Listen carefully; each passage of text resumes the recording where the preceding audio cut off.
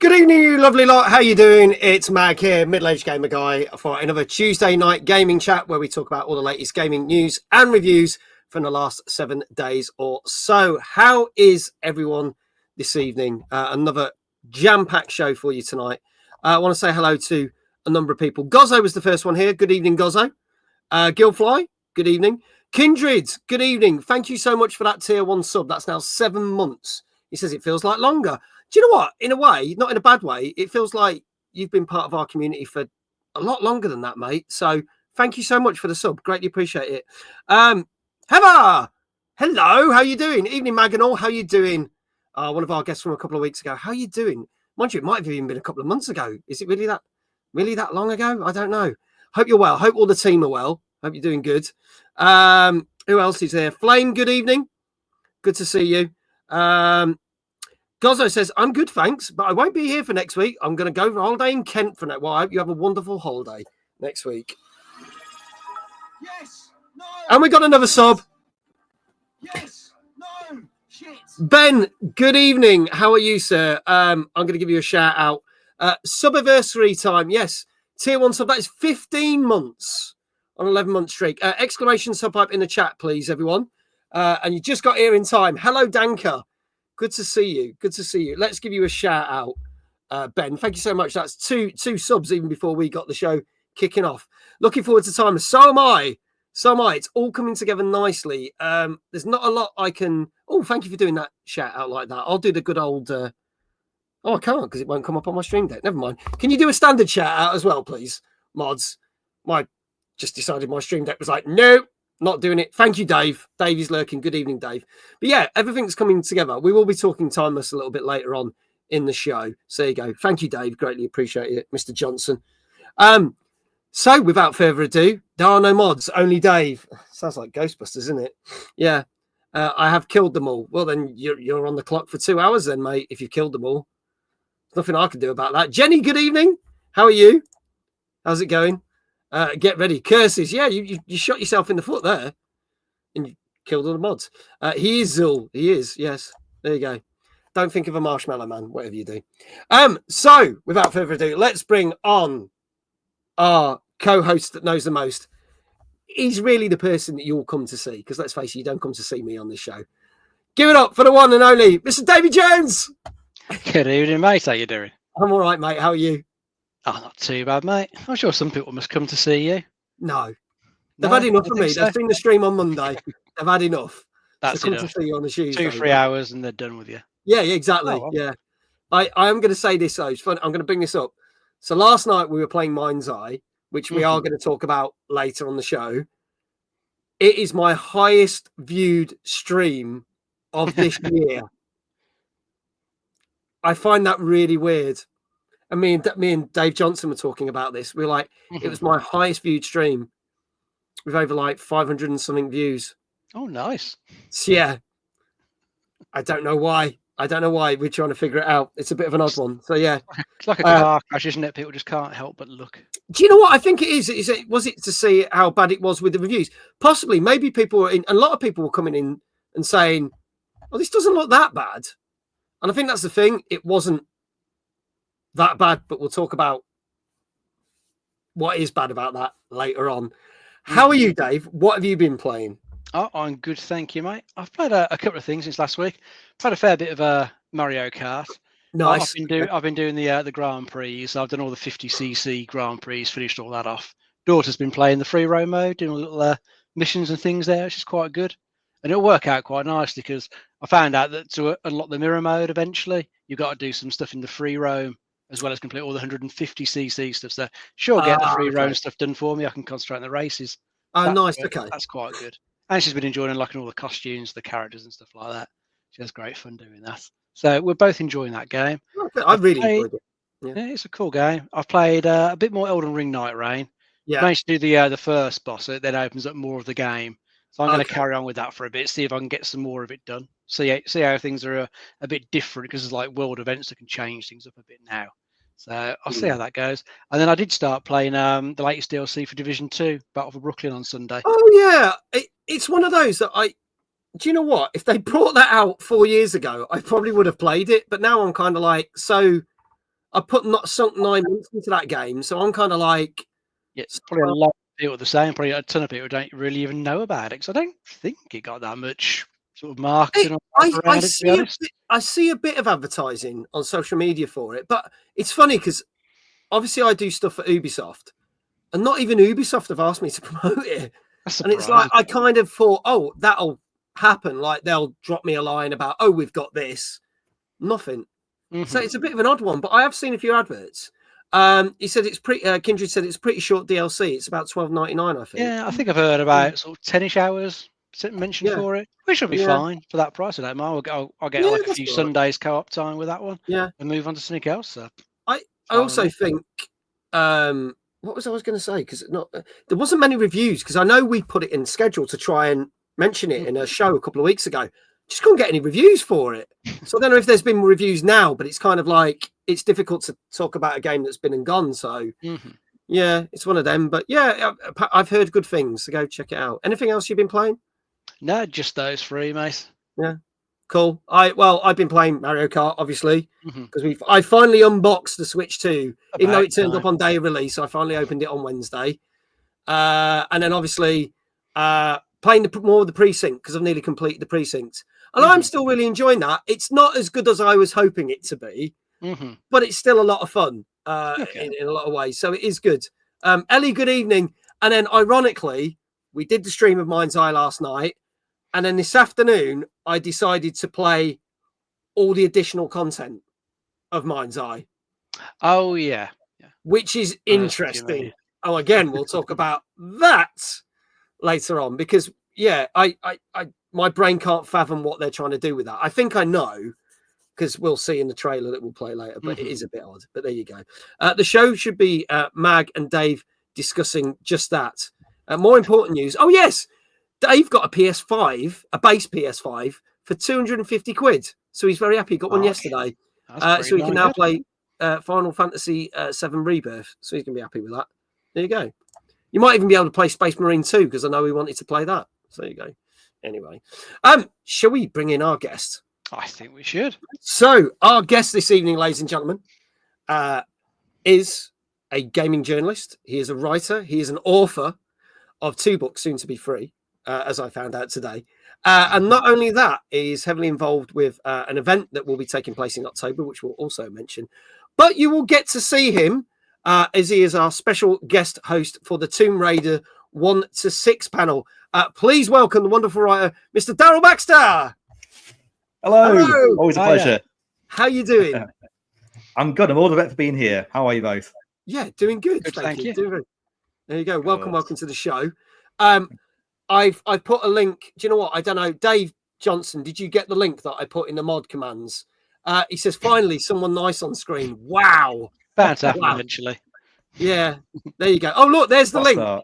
There's a link straight away for Daryl. So Daryl's website. So before we even show the website, because I'll pop it on the screen in a minute, tell us a little bit more of your background, how you got started into writing, and how you got to the point of releasing books that we'll talk about in due course. Yeah, sure. So I'll try and truncate this into like Yeah. 2 minutes. I'll try. So yeah, so we all kind of like started at Notch Uni at Trent ages and ages ago now.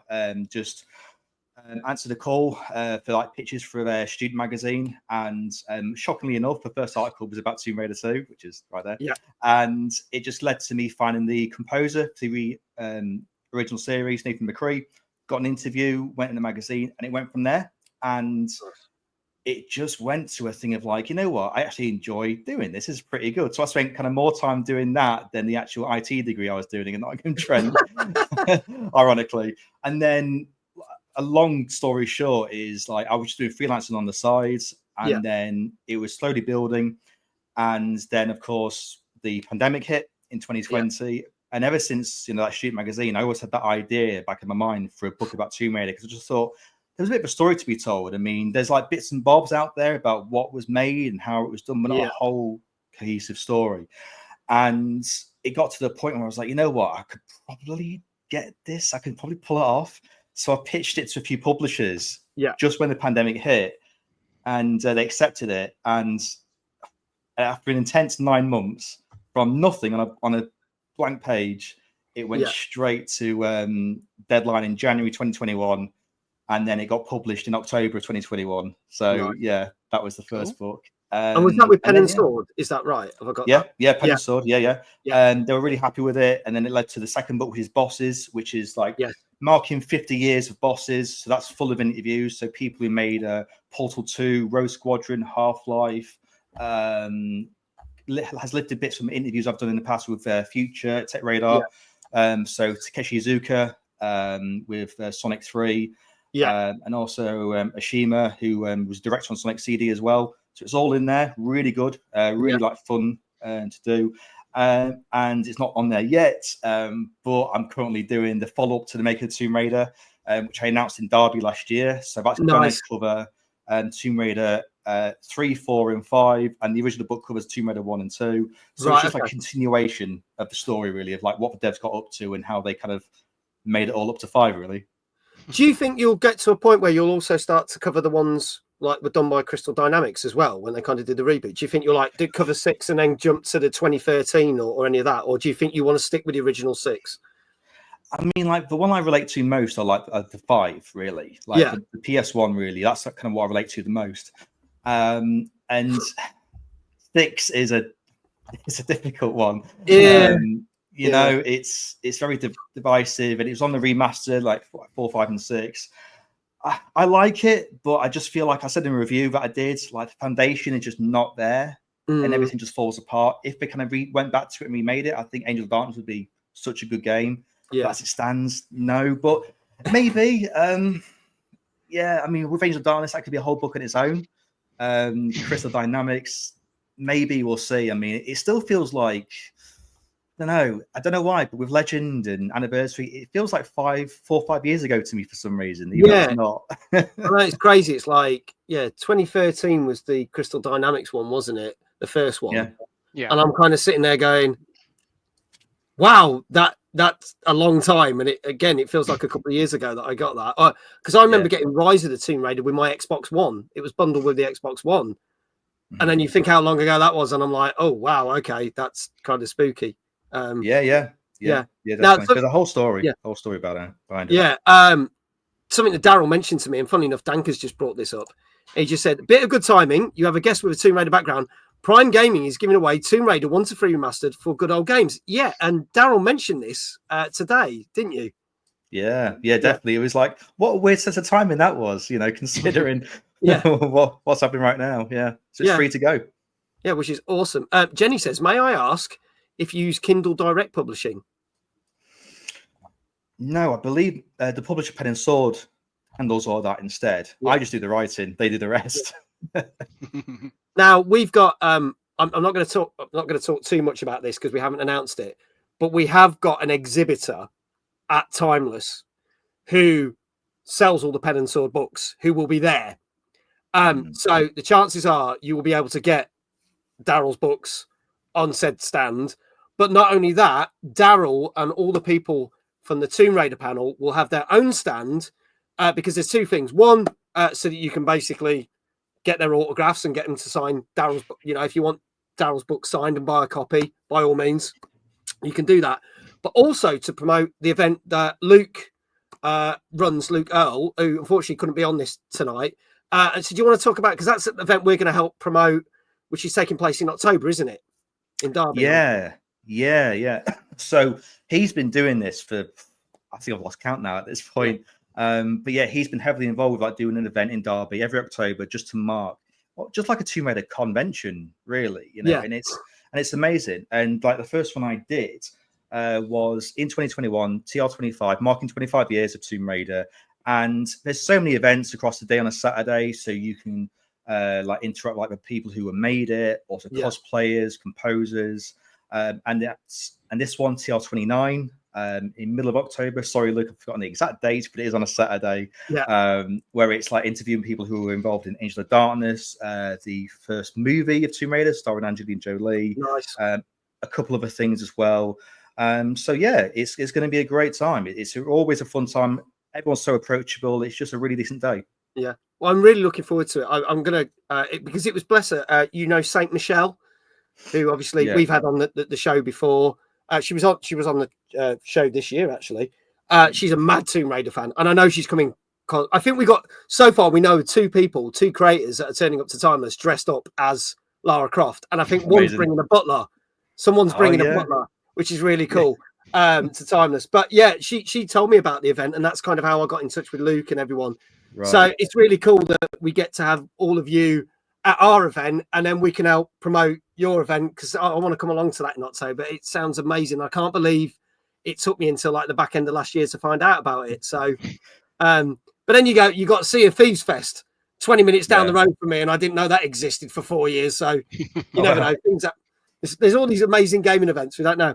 Now, before we crack on with the show, or something else I want to show, I'm going to bring up your website again. I'm just going to jump to this. So obviously, as you said, you're a writer, you're an author, you're a podcaster, but also you've launched another thing, haven't you, which is called Springboard. So do you want to tell people? I'll bring up, you can sign up for a newsletter, by the way, if you click the link, which again, Dave has dropped in chat. But do you want to, if I click on this, do you want to tell us all about what Springboard is? Yeah. So first of all, Springboard just was the newsletter at first, which was pretty much like gaming interviews. For example, I don't know if you used to play Demo 1 discs on the PS1 back in the day. So I managed to find the guy who did the music for the demo discs, and also the T-Rex and the Manta Ray, and it was a really great summer newsletter. But me and AI don't really get on, basically. And the thing is like when I keep seeing it on LinkedIn and a few things, touting, Ghibli art and everything, and it just makes me uncomfortable, especially as a writer. Yeah. And I just thought, you know what, there's got to be a better way. So I just decided a couple of weeks ago that I'm just going to set up a business that's all about copywriting, more freelancing, with no AI at all, like just nothing at all. Because I think we're in a danger of just getting on this trend, really. And it's a bad trend right now. Don't get me wrong, it could get better in the future. But right now, it just feels like there's nowhere to go on this. It's not really benefiting anyone. So I'm just kind of promoting the thing of if you want blog post articles, copywriting, ghostwriting, it's all made by me. It might be, overseen by my dog Jolly, who's sleeping in the minute. But essentially, it's not going to be seen by AI at all. Yeah. That's amazing. There you go. Press release services, emails, website content, SEO editing, ghostwriting, corporate copywriting, mock reviews, content planning, consulting, live talks, whole caboodle. And there's all the info there that you need. It goes into more detail. So do have a look at the website. I know Dave, bless him, has been spamming your website there, but it tells you everything about Daryl, tells you about his career, what he's done.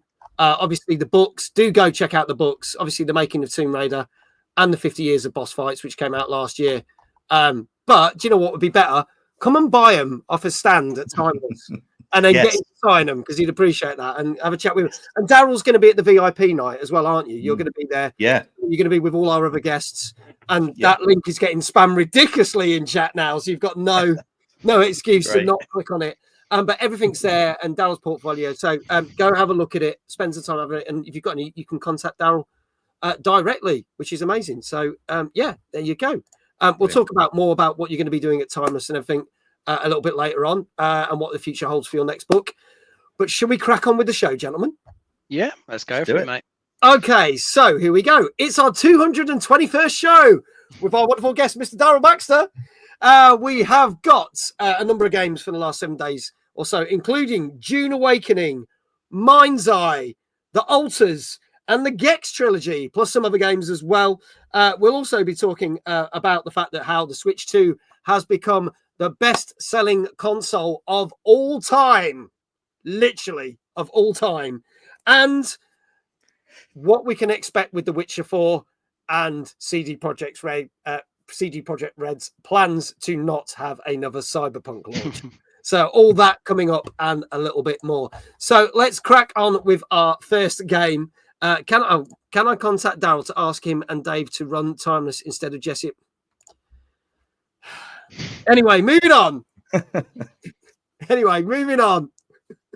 I might retire this year, and I'll say to Luke and Daryl, do you want to take this on? There you go. So let's do our first game. This is a game that I saw a lot of people playing last week, because there was a lot of people that got early access to it. I was hearing lots of good things. We'd seen a lot of trailers over the last 2 years for this. No one quite knew what kind of game it was, but this is from the makers that made the excellent Conan Exiles, This is our first game tonight. This came out on PC last Tuesday. This is Dune Awakening, and here is a trailer to show you kind of what you can do and what you can explore. I didn't want to show the launch trailer because the launch trailer showed you nothing of the game. So we've gone for this one instead. Here we go. Good plan.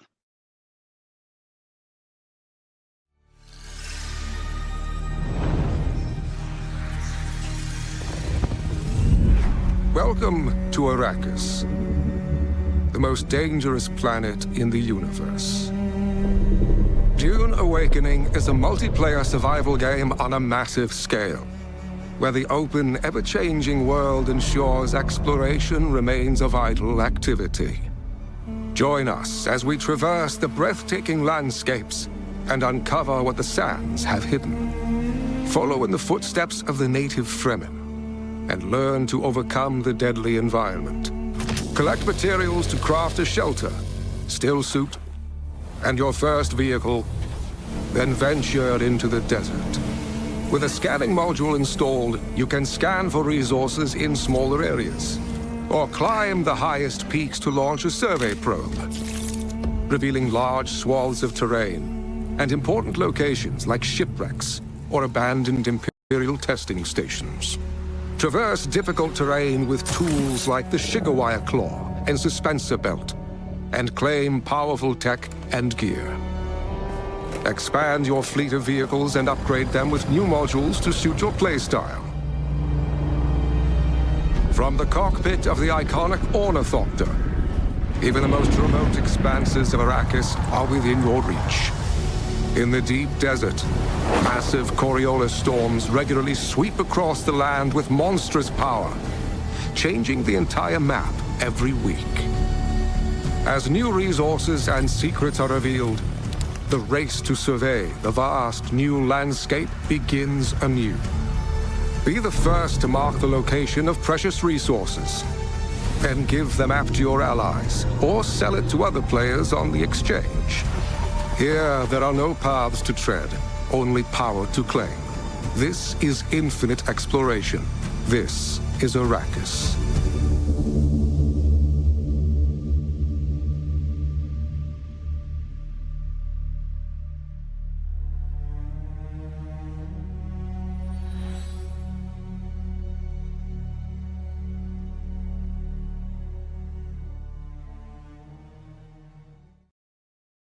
There you go, folks. That is Dune Awakening, which came out on Tuesday last week on PC. Just want to say hello to Tomo.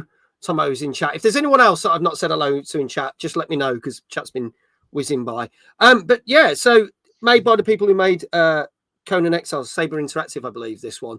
Funcom. Yeah, it's one of those that I didn't think I'd ever enjoy Conan Exiles, but I did. Yeah. Which is weird because not these games aren't my kind of games, but this has got me intrigued. When I saw the trailers, I was like, what kind of game is it going to be? And then they showed you, and I was like, I don't know. But yeah, people seem to be saying they're enjoying this. So tell us a little bit more about this one, then, Dave. Yeah, well, I mean, there's a lot of people who like these massive open world survival MMOs. You do have to put a lot of time in because there's a lot of resource gathering you're going to have to do before you can start building your bases, building your your vehicles, your ornithopter and stuff like that. But if you're prepared to put the time in, then you can just loads you can do in the game. It's got its main quest lines, tons of side quests, PvP stuff like getting mentioned there, and plenty of stuff to keep your eye out for, like the sandstorms or the sandworms that can attack you at any point. And since it's an MMO, the plan is for it to run for a long time. Conan Exiles, like World of Warcraft, so more and more stuff can get added in the near future. And what they're sort of done with this game, whilst it is set in the Dune universe, I think they've done a bit of a sort of what if scenario to differentiate you from the films and the books. So in this version of the universe, Paul Atreides has never existed, so things will play out differently. You still got House Atreides and House Harkonnen. I think you can pick which one of those to sort of align yourself with. So that will sort of help with the faction quests you can go for, the faction fights you can get into. So I think it looks pretty good. I doubt I'll get around to playing it just because it would need quite a time investment, and I've got too much other stuff to play. But I think it looks cool. There's a lot of cool content there for people who want to get into a good MMO. I think if I stumbled on a copy, I would probably play this. But again, like you, I've got so much going on. I can't see me getting around to play, which is unfortunate because I do quite like the look of this one. Yeah. Yeah. Daryl, your thoughts? Have you got to try this yet, or have you seen anything of this yet? I'd love to have said I've tried it, but the Switch 2 is like taking all my time this month. But you know, I have been following it because the thing is, like, I'm not really like a Dune fan, really. I never have, Right. but I really do like just how it looks, really, in the scope of it. And I think it's the danger with these kind of games because you can, like, you know, traipse into like Valhalla territory where it's like it's so vast, you don't know what to do or where to go. Yeah. But with this one, it seems like there's a lot of depth, which is interesting. And also the fact that I'm not like big on graphics. I don't think it defines like, you know, the fun in the game, but it really feels like these developers have got their handle on Unreal Engine 5, which is what this game is powered by. It looks really good. Yeah. And especially like the grapple and everything as well. I mean, it just seems like it's going to be a really fun time. So once like the Switch 2, like, you know, pushes me away, I'm definitely going to like get onto Dune and like see how it all goes. Okay. All right. Cool. Well, we don't review the games. For anyone who's not seen the show before, we don't review the games at all. But I scour the internet to basically find a ton of reviews, and I turn that into an average score. You may agree with that, you may not, but we're doing this for a bit of fun. If you guess the score correctly, you will get a shout out in chat. That's not just for the people in chat, that's for Dave and for Daryl as well. So we've already had people putting scores in because they're quite keen. So let's just see. Let's just scroll down. So Dave Johnson said 7 out of 10 because it doesn't promote Daryl and Dave for presidents of Timeless. Thank you. Ben, 6. Feels like it will get very grindy very quickly. Danka, 7.5. Kindred said the sandworm is epic on full graphics. I bet that does look amazing. Gozzo, 8. Flame, 7. Tomo says I'm going to say a 7. Jenny, an 8. Chat, if you haven't put a score in, please do so now. Dave, we'll start with you, good sir. What do you reckon? I'm going to go with an 8. Going for an 8 with this. Okay. Daryl, what do you reckon? You can have halves and whole numbers, by the way. I should have said that. Oh, I was going to ask. Yeah. You know what? I might be a little bit generous. Just do 7.5.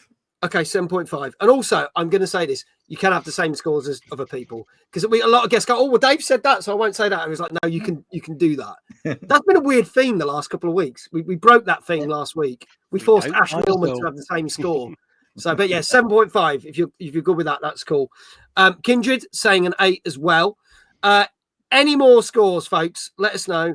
Thomas says, I don't mind grindy games, but there's only one that wins my heart, only because I played it for 20 years. RuneScape. There you go. This is your last chance, folks. Get your scores in. This is Dune Awakening, which came out last Tuesday on PC. And the guests have to challenge Dave. Well, don't have to. We that rule. We keep it fair. I can tell you that on average, this got an 8 out of 10. Hey. So there you go. Well done, Dave. And well done to Kindred and Jenny and Gozzo. And I think that's it. Everyone else was just shy of that. So to show your appreciation to Dave, because he is not a streamer, exclamation Dave in chat. For some reason, that's not working, but it will do. Mr. Dave Johnson is going to be doing the shout outs for all the people. Congratulations to everyone who got that right.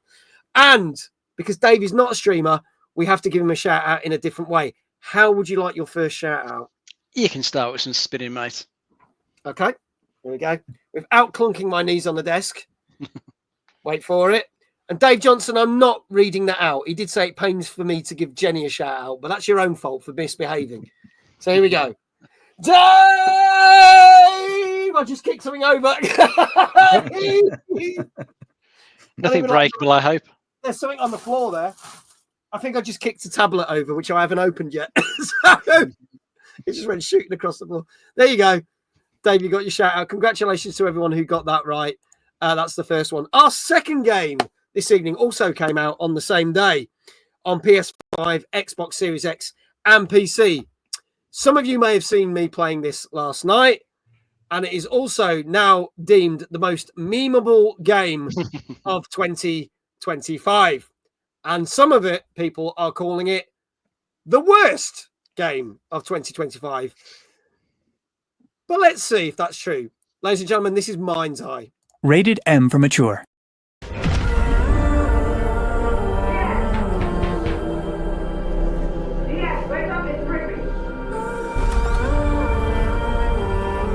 you doing here? Come with me. All around me are familiar faces. At first, I thought it was just broken synapses in my head. Keep your lens speed on. In years, I've been seeing things. Like a part of me that's been buried down deep feels like it's just knocking to get out. I'll be seeing you around, Charlie. Maybe this is the real me. Diaz, you were a good soldier. I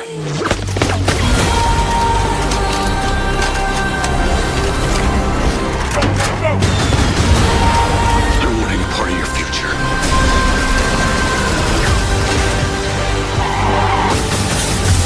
It's activating.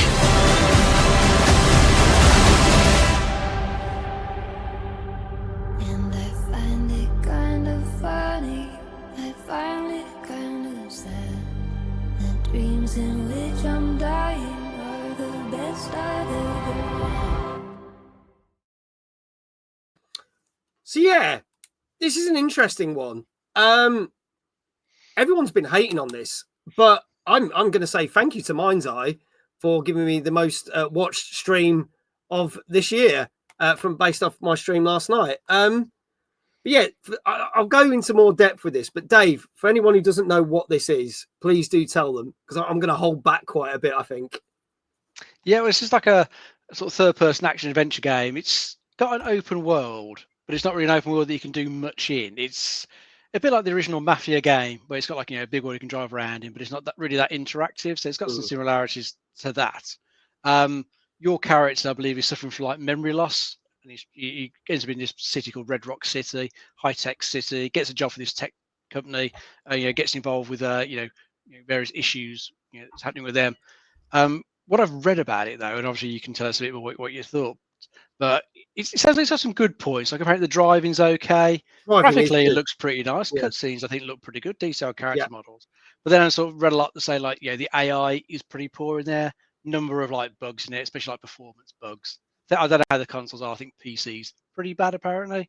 Lots of stuttering and frame rate drops, getting really low.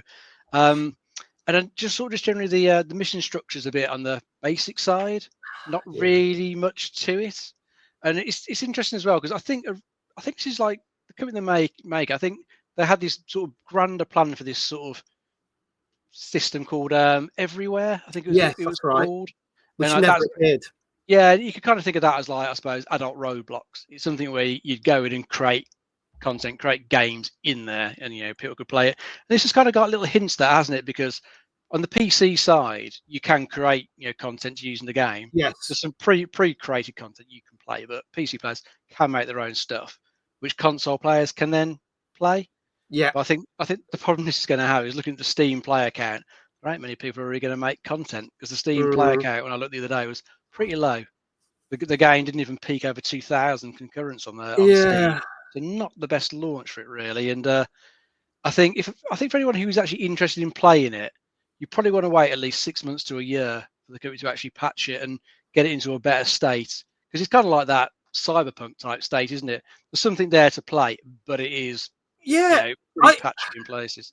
Okay, I'm going to say my piece about it because obviously we deliberately played it last night. So it came after a 32 gigabyte patch, which came over the weekend.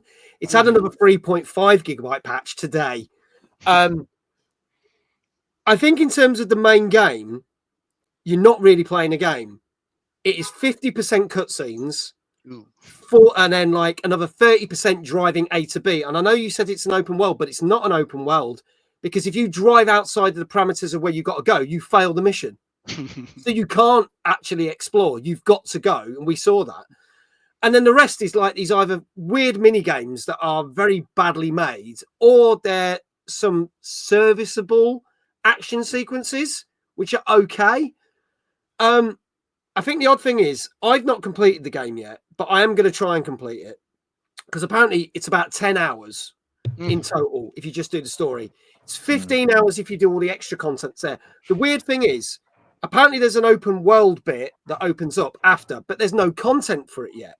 But as you saw, they're adding like a Hitman thing in the summer, but they've also put out a roadmap for the next 9 months. So they're obviously going to just start populating it with loads of content, but that's not going to be based around the main story.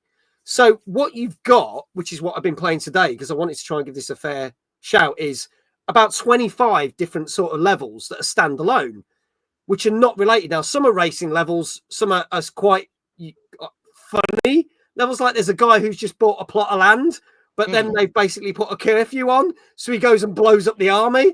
There's no story behind it. You just blow people, but it was quite funny. But then there's all the bugginess to it. The driving is good, but there's no, if you run people over, consider this was made by people who made GTA games, there's no consequences. If you kill civilians, there's no consequences.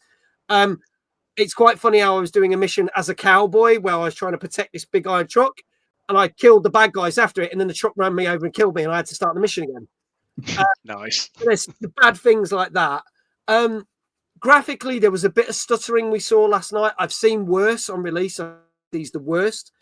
I think the problem is at the moment, it's an okay game. I don't think it's as bad as people are making out, but it's an okay game. But I think it's going to be very forgettable. A lot of people saying the story's bad.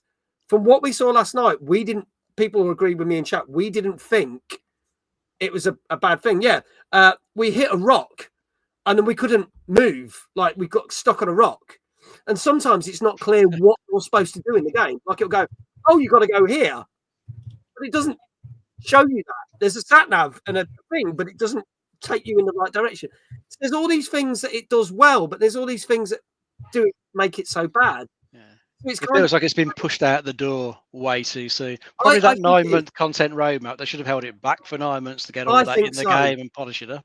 And I wonder if this would have been better if they scrapped the story and it could have been an open world thing that you go to these, because these side missions, I'm going to state this now, you do not go on the map to find these side missions.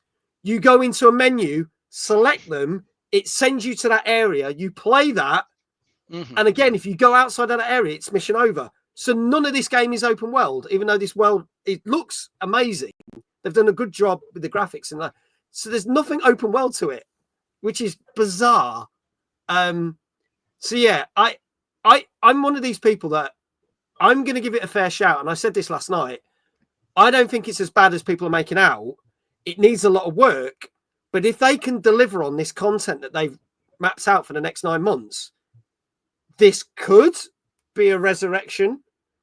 But then again, it's that thing is if people are going to hang on long enough to support it, which they might not. But it worked with No Man's Sky. It worked with Sea of Thieves. It certainly worked with Cyberpunk. That is a far better game. So it could be one of these stories, but I'm gonna stop there because I'm gonna waffle on about this one all night. But Daryl, I want to be interested to know your opinion on this one because this is such a bizarre one. So I played it for an hour, and I wanted that hour back, basically. Well, that first hour was probably just cutscenes. Yeah. I mean, it was just baffling. It's just so inconsistent. I mean, even that CGI trailer, it just reminded me of a bad PlayStation 3 tech demo that would sit nicely between the giant enemy crab and Casarigo Ridge Racer. It would just fit in that presentation of PS3 so well. It's so inconsistent because I just feel like the city itself is just really bland, even though there's neon everywhere. The combat is odd. I mean, it's like you can't shoot out of a vehicle, which I find odd. You can't dodge. You can't throw a grenade. Yeah. You can't punch. Yeah. Basically, you took the words right in my mouth. Yeah, that's it. Yeah, and when you've got like all those things that are missing, when you've got like other games that can do that, even the worst games of 2025 and 2024, it just feels so baffling to me. And I don't know why they brought it out like this. And the fact that Agent 47's like coming as well, I just love to tell them just cancel it, just go home, go back instead. You know, don't go in that city, just take a break and do whatever you need to do. But it's just very strange. I think very strange, especially the combat. Yeah. It's so many things. This is the thing. Like, it's as Kindred said. There's a point where you sometimes don't even get to the objective for it to start the cutscene. I missed the objective, and then drove the car up a bank, and it just started the cutscene anyway. So it doesn't trust you to get to the objectives before kicking in the story. Maybe Hitman will kill the game. He's coming to kill the game. Maybe he will. Perhaps it's a slow burn. Maybe I'm going to play it for the rest of the weekend. And I like everything. Either my opinion will stay the same with it, that it's okay. Like when I say okay, I mean, I'm not talking like Star Wars Outlaws. Okay. I'm talking worse than that. Star Wars okay was an okay 7 out of 10. For me, this is like a 5 out of 10. Okay. Like I'll play it and I'll probably forget about it, but I do want to kind of see how it goes. Let's see what people are saying, because we'll get the scores. I spent way too much time talking about this, but it's kind of a hot topic at the moment. From seeing footage from last night, I would honestly say a 6.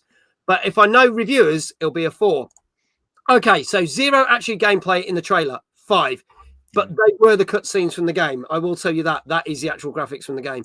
6.5 out of 10 to the mixed reception and the lack of Jenny being Smell and Mag being banned from Timeless and no mods being here, so I have to actually do some work. Tough shit, Dave. I think it will be a 3 or 4. You're going to have to let us know what you're going to go for. Gozzo, 3.5. Tomo, 4. Ellie, 5.5. Kindred goes for a 4. Flame goes for a 5. Daryl, I'll start with you this time. What do you reckon this will be? I'm going to go for 3. Going for a 3. Okay. Dave, what say you? I'm going to go for a 4.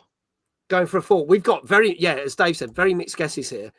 Chat, get your scores in. Jenny's going for a 3.5. This is Mindseye. Came out last Tuesday on PS5, Xbox Series X and S, and PC. And if there are no more guesses, I can tell you that on average, at the weekend, just gone, this was sitting at a 5 out of 10. Oh, wow. But it dropped significantly over the last 2 days, and it's now sitting at an average of 3.5. It's actually worse. The scores got worse as the week's gone on. So potentially this could be classed as one of the worst games of this year so far, unfortunately. So there you go. So a 3.5 out of 10. The Metacritic score. Metacritic is a 2.5, is it? Flipping heck. Now, interestingly enough, IGN gave it a 4 out of 10. So they were a bit more. I know GameSpot gave it a 3. But then obviously there's worse reviews. So Metacritic will give it a 2.5. So there you go. There you go. Congratulations to everyone who said 3.5. Dave, did you say 3.5? Lost track now. No, I said a 4.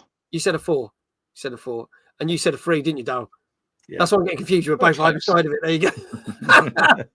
There we go. There you go. Congratulations to everyone got it right. Let's move on to some gaming news. This is all about the Switch 2. And some good things and some bad things.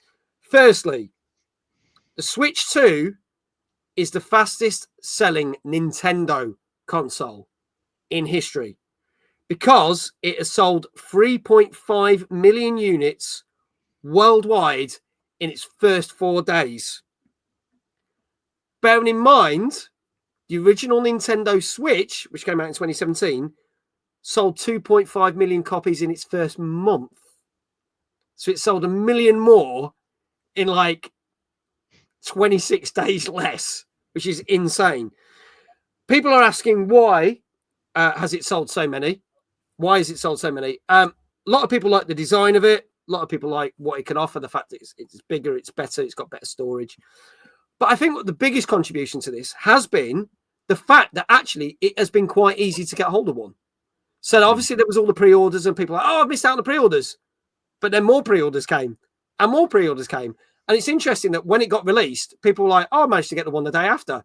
That Nintendo have made sure that the stock was plentiful, which is not a thing that happened with the Switch. I don't think they realized that the Switch was going to be such a success as it was, especially after kind of the Wii U was a bit of a damp squid. So they obviously were like, yeah, this is going to be big. And they pretty much catered for everyone. And yeah, 3.5 is pretty good. The welcome tour can still sod off. No one needs to pay £8 for that. That can get. So yes. In fact, there's still people putting reviews out for that now. I haven't watched them yet, but we did talk about that last week, which was funny. But yeah, so generally it's been very, very well received. But it also means that it is the fastest selling console of all time, beating everything. Xbox, PlayStation, it has set new world records with its 3.5 million units. So not only is it the fastest selling Nintendo console, but the fastest selling console of all time. However, some people have got a problem with their Nintendo Switches, which is a little bit deceiving because you might be playing Mario Kart and for about 2 hours, you suddenly get a battery indicator come up saying your battery is low and it needs to be recharged. Apparently, if you carry on playing, the battery will not run out as quickly as you think it does. Some of the Nintendo Switch 2s have had a battery indicator issue, not a battery issue, but a battery indicator issue. And there's 2 ways to sort this. Okay, so I haven't experienced this. I don't know whether Daryl or Dave have experienced this. So let me know. No, can't say I've noticed. No. Okay. If you do have this problem, you can press the 2 volume buttons up and down at the same time as the power button, and it kind of does like a reset. It doesn't reset your console, but it also resets the battery meter on it. So that shouldn't be. So when it basically says you've got low battery, it means you've actually got low battery. The other thing they said, if that doesn't work, is actually power cycling, charging up to 400%, playing it until it's run down. And eventually the battery indicator will kind of catch up with where it is because it actually does wonders for the battery doing that. Not like, oh, playing it, it's at 90% charge again. That kind of thing, which people do. They do it with mobile phones. Oh, I've got 90% charge on my phone. Better charge it. That sort of thing. That actually doesn't help the battery. So by using it in its natural process, that will help. They don't think they've had any reports of anyone going, this hasn't worked, but they have said if it hasn't worked, please contact tech support. So there you go. So there is a weird little fix for that, but obviously neither of us. If anyone else in the chat has had that, there you go. Yeah, it's a weird thing. If you turn it off, then hold power and volume. Plus or minus, yeah. Then it resets it and sorts it, apparently. The Joy-Con sticks are still the old type, so stick drift still happens instead of them swapping to new ones. So that's interesting. I've not heard anyone say about that. I actually like the new sticks on the thing. They feel... I love them, yeah. To me. So, yeah, they're great. Which is interesting. But yeah, what do we think? Fastest selling console of all time, gentlemen. What do we think? Yeah, it's pretty impressive. I mean, it is a nice console. I'm not surprised people want it. And plus, as you say, the Switch itself did well. So, people had the hype from that to get the new one. They liked it. They want the new one that's, more powerful. Just looks a bit better. Newer games on it. So, I'm not surprised. Good on Nintendo. Yeah. Yeah, good on them. I think it's going to do very well. And I'm looking forward. Tomorrow, there's a Nintendo Direct for the new Donkey Kong game. I'll have to watch that and catch up because I'm not around when it's on. But we will be streaming that next month. That is one thing we know is guaranteed that we are doing next month. So I'm looking forward to playing that. And many more games that will come out. I'm sure they're going to put another Direct probably near Gamescom, I think, and then announce a load of stuff, probably going all the way up to Christmas. I think that's their strategy. So, but yeah, for those who are having it, I hope your Switch is working well. So there you go. Let's move on to our next game. Now, this is not a new game by any means. It has been knocking around for a long time, but they have brought out a new updated version and celebrating an anniversary. This also came out last Tuesday on PC, Xbox Series X, S1, PlayStation 4 and PlayStation 5. And this is a newer version of Tom Glancy's Rainbow Six Siege, but this is Rainbow Six Siege X. Let's have a look at the trailer for this.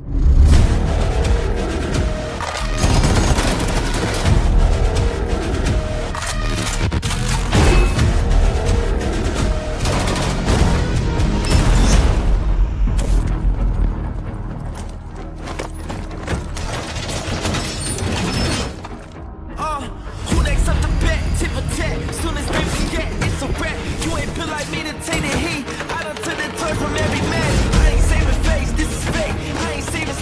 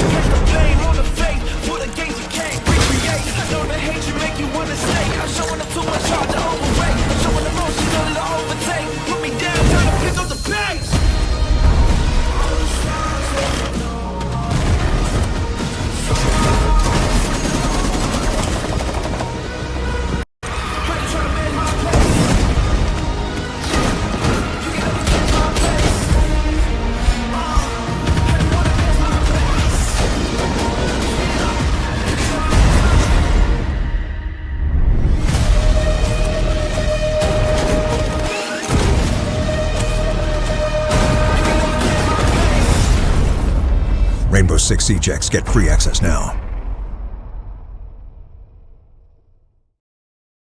There you go. So Rainbow Siege 6X. No, Rainbow Six Siege X. Yes, I got that the right way around. I thought we were gonna, is now out. And Dave, tell us what have they done? Why has this become a significant release now after all this time? Yeah, they've given it a bit of a glow up after all this time. Yeah, it's still one of their most popular games. I think it's been going. It's like, is it 10 years since it's going? Yeah, it's been a hell of a long time. So they have given like a bit of a visual update, improved like audio in various places, improved destruction, the movement of the characters. Done a lot of stuff just to improve the general game. They've also made it free to play. So if you haven't previously brought it, you can now just jump in, try it out.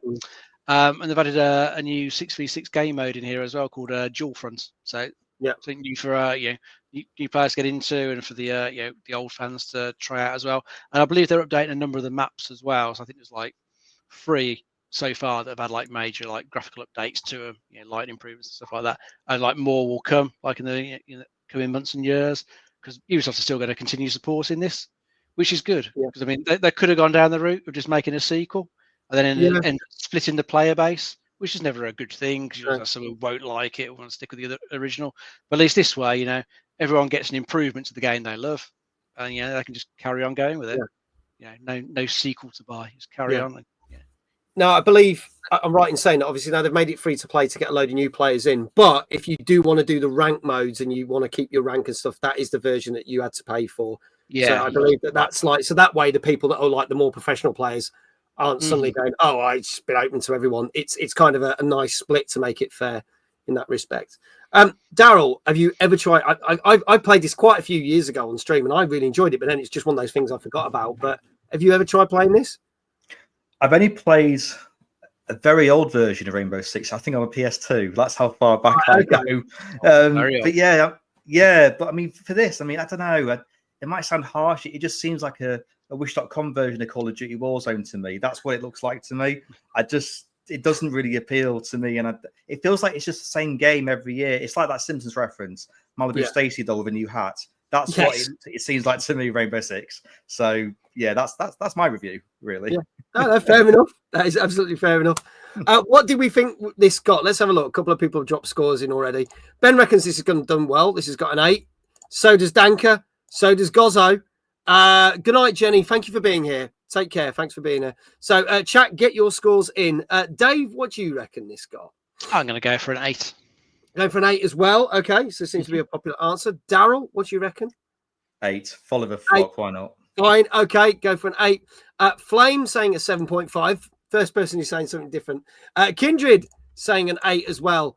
Folks, get your scores in. This is Tom Clancy's Rainbow Six Siege X.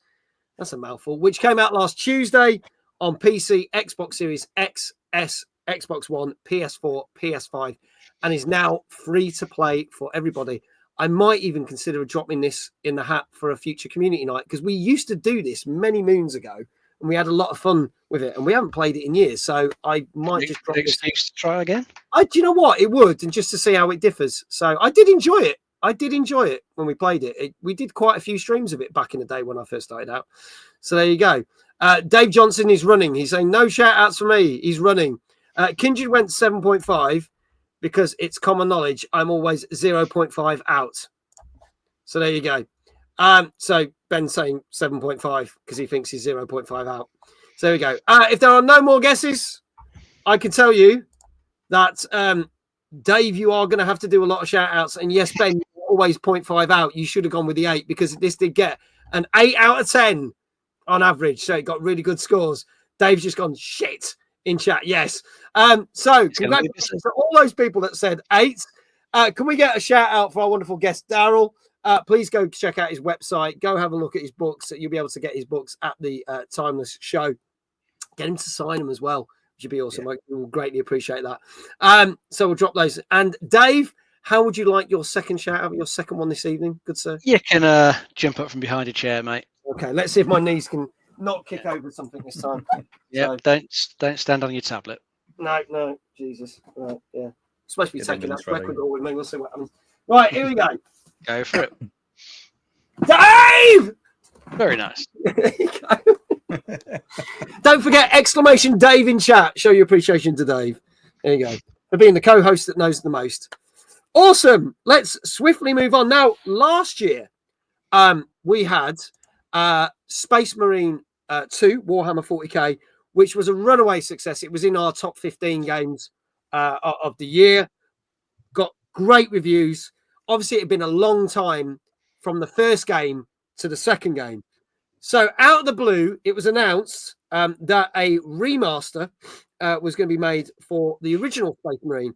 This also came out last Tuesday on PC and Xboxes X and S, and is also on Game Pass, this one. This is Warhammer 40k Space Marine. This is the Master, let me get this right. I want to say the Space Marine Master Crafted Edition. Let's have a look at the trailer for this. And has the remaster done as well as one of last year's Game of the Years? Last year's game, yeah, I knew what I meant. We'll just roll the trailer. Peggy 18.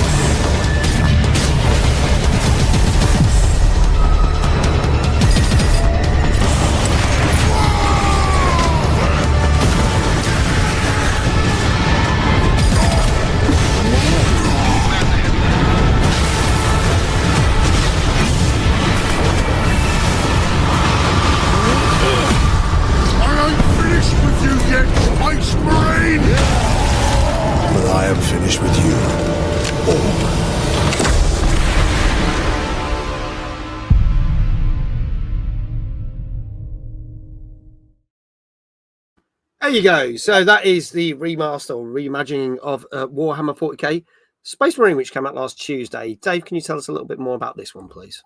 Yeah, yes, it's another third-person action game. Always makes you sort of think of Gears of War when I look at it, the way it's been done. Yeah. It's the same 2011 game, just with enhancements to like the visuals, audio, character models, like it said in the trailer. You're playing as Captain Titus of the Ultramarines, and you're fighting the forces of orcs and chaos on the world of Graia, I think it is in this one.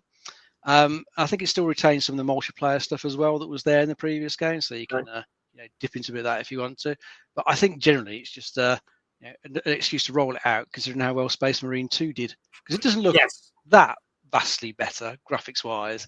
I think they probably could have done more if they had more time, but it looks okay. I do feel that because Space Marine scene was excellent, and I do feel this feels like it's a bit rushed. It's like they've gone, we want to. Yeah, that was popular. Let's bring this back out. Yeah, I'm wondering whether they should have just given it a bit more time. I don't know. It doesn't. People are already saying in chat it doesn't look that appealing. Unfortunately, yeah, I say graphically it's just okay. I mean, it is a 2011 game, but we'll give it a bit more time. Could have upped the graphics a bit more, make it look a bit more visually appealing. But I know. I suppose if you haven't played it, this is a good excuse to, because it's free on Game Pass anyway, isn't it? Yeah, Game Pass as well, so it's always good. Daryl, your thoughts on this one? Did you play the original? I did, yeah. I played it back in uni when I think we had like a student subscription to Love Film back in the day. We could rent games through the post, and I'm sure I rented this for 360, and it was all right. But you know what? It was definitely a rental game. I'll definitely say that. So I have to say, like, I'm kind of surprised they remastered it. I'm not sure why, to be honest. There you go. Kindred said, but spending extra time and money to make it look better than a 14-year-old game probably wasn't going to be worth it. Possibly. So, it's one of those funny ones. Let's see what people are saying. As a resident Warhammer 40k RPG guy, I have only one thing to say to this. Gimme. Right, so Dave's excited. Dave's excited for this, which is good. But let's see what people are saying in chat scores wise. Ben says it looks a bit dated for a remaster, 7 out of 10. Danker is saying a 6. Chat, get your scores in now. What do you think that this got? Daryl, we'll start with you again on this one. What do you think this might have got on average? Oh, it's a hard one, this one. Let's go for 7. Going for a 7 out of 10. Okay. Flame also agrees with you, Daryl. 7 out of 10. Gilfly saying a 6.5. Gozzo saying a 7. Kindred saying a 7. So 7 seems to be a popular answer. Normally, remasters are done to bring as many titles onto one console gen. Yeah, but it's weird because this ain't on PlayStation, which is weird. It's only on Xbox and PC. 6, because Danker cheats and he's always right. He's basically controversy. He hasn't been all right. He got a number wrong tonight. He's not always right. Ems, good evening. Welcome. Great to see you. Welcome on in. We are talking about the Space Marine 40K remaster. She says, I don't know what game it was, but I'll give it a 6.5. Well, we'll see. We'll see. Dave, what do you reckon? I'm going to go for a 7 as well. Going for a 7 as well. Okay, 7 seems to be a popular answer. Folks, this is your last chance. Get your scores in the chat. This is Warhammer 40K Space Marine, and this is what they're basically calling the Master Crafted Edition of the game, which is on PC and Xbox Series X and S, and it's free on Game Pass currently, so you can check it out. But I can tell you, Dave Johnson coming in with a 7 there. I can tell you that for someone who didn't see the trailer and has literally walked in, he did a bloody good job of scoring it, because this got a 6.5 on average. Wow. So congratulations, Ems. You got that right. Gilfly got it right as well. So well done. That's quite funny. I like the fact that that's happened before. Someone hasn't seen the trailer. Oh, I'll have a guess. So yeah, 6.5 on average, which means it's good. It's still good. And if you like it, go check it out. We've got Game Pass, even better reasons to go check it out. So there you go. And don't forget, folks, all these people are getting shout outs. They spend the time to come and watch this show week in, week out. Please do go give them a follow as well. Really appreciate if you do that for us, because, you know, they give us support, so we want to give the support back. So do give them a follow. And congratulations to everyone who's got a score right so far this evening. Moving on to our next bit of news. I'm gonna swap stories here because the timing of it might not be so good, and you'll see why in a minute. So this is interesting. Out in America, the shop GameStop has been struggling ever since the pandemic, and they've not had a good sales year since 2019. Now, one is the whole fact of physical games generally don't sell as well, and the fact that you sometimes you buy a physical game and it's not even a physical game because there's a bloody code in there, which is that just riles me up. But generally, they have not done very well until this year. This is the first year that the American chain has been doing very well. But this is something we've been seeing in the UK as well, which is they are focusing on trading cards. It's not video games that are selling anymore in video game shops. It's trading cards and iconic figurines and stuff like that. So GameStop has gone down that route. We have seen this in a number of other shops in the UK. I know that game is pretty much gone and collected. And you walk into a game, there's hardly any games anyway. Dave Johnson says, tatting of words. Well, they're saying there's a lot of people. Obviously, the thing for Pokemon cards is huge. The market for Pokemon, and that seems to be a big thing. But even online retail stores. So some of you know that I do get stuff from Game Collection, which we get stuff.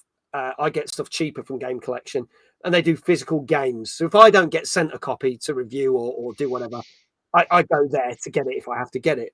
Yeah. But even they, in the last couple of weeks, have just launched a trading card online store and are putting a lot of their focus and a lot of their things to go, oh, it's funny because it was like they were advertising Mindseye, for instance. Mindseye's out. You want to pre-order your copy. Oh, by the way, here's all these Pokemon cards. Here's all these Dragon Ball Z cards, which I never used to do.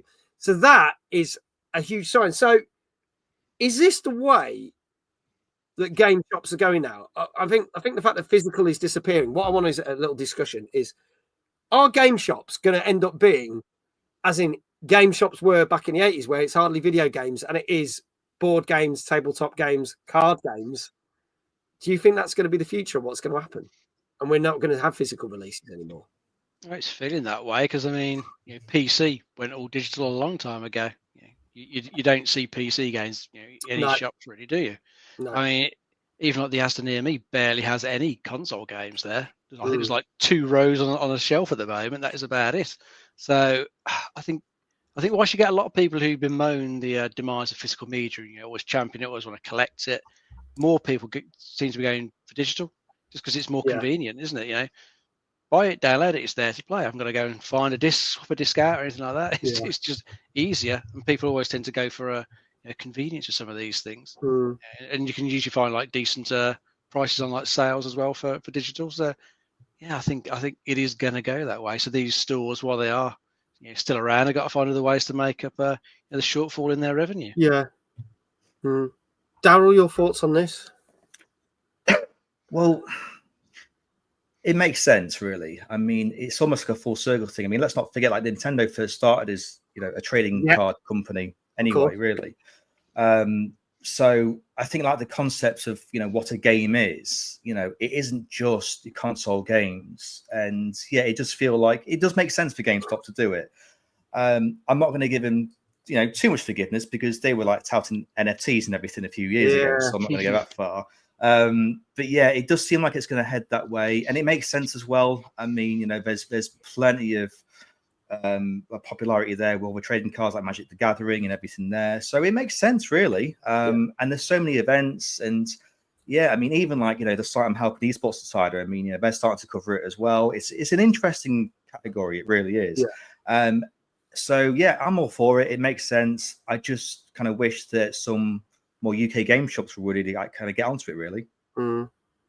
Yeah, I think you're right. I think it's a cycle that we're going to see, and then whatever the next big trend will be will probably happen. But I think the days of physical, unfortunately, are sadly going. And it's kind of like, it does feel like the Switch 2 is probably one of the last consoles that we might get physical games for. Now, it's funny that they bundled the Switch 2 with a code for Mario Kart and people didn't realize. I deliberately went out my way to get a physical copy because I wanted a physical copy. But it does feel like this could be the last console that's got them, which makes me quite sad, really, because to me it's like collectible. It's like you collect books, you collect. Music. I have to say though, sorry, like I got Street Fighter 6 for Switch 2, and I was really excited. And as soon as I opened the box, got the cart in the Switch 2, and straight away it's a game key. So I had to download the whole game, 50 gigs worth, And I'm just thinking, like, what are you doing, Nintendo? It's classic Nintendo, 2 steps forward, 1 step back. And that's a prime example. And it's just a shame, really, the fact that we're wasting all this packaging and plastic and stuff because I have to download a whole game. It just doesn't make sense to me. Yeah. Atomic Vault, welcome. Good to see you. Good to have you back here. Dan says even CX, a second-hand reseller, are starting to experiment with other stuff, in this case, kids' toys. If it works. I am Alexia. Thank you so much for the follow. Alexia says, I am still mourning physical game losses, even as a PC gamer. Well, we were just talking about that. Yeah, I remember the days where you get the little, you used to get the big boxes for PC games. All stuff. And then when you got the budget, and when you got the budget titles, they're in those little plastic cases, so you could just pick them off the shelf. Even that was good. But yeah, PC games have long gone.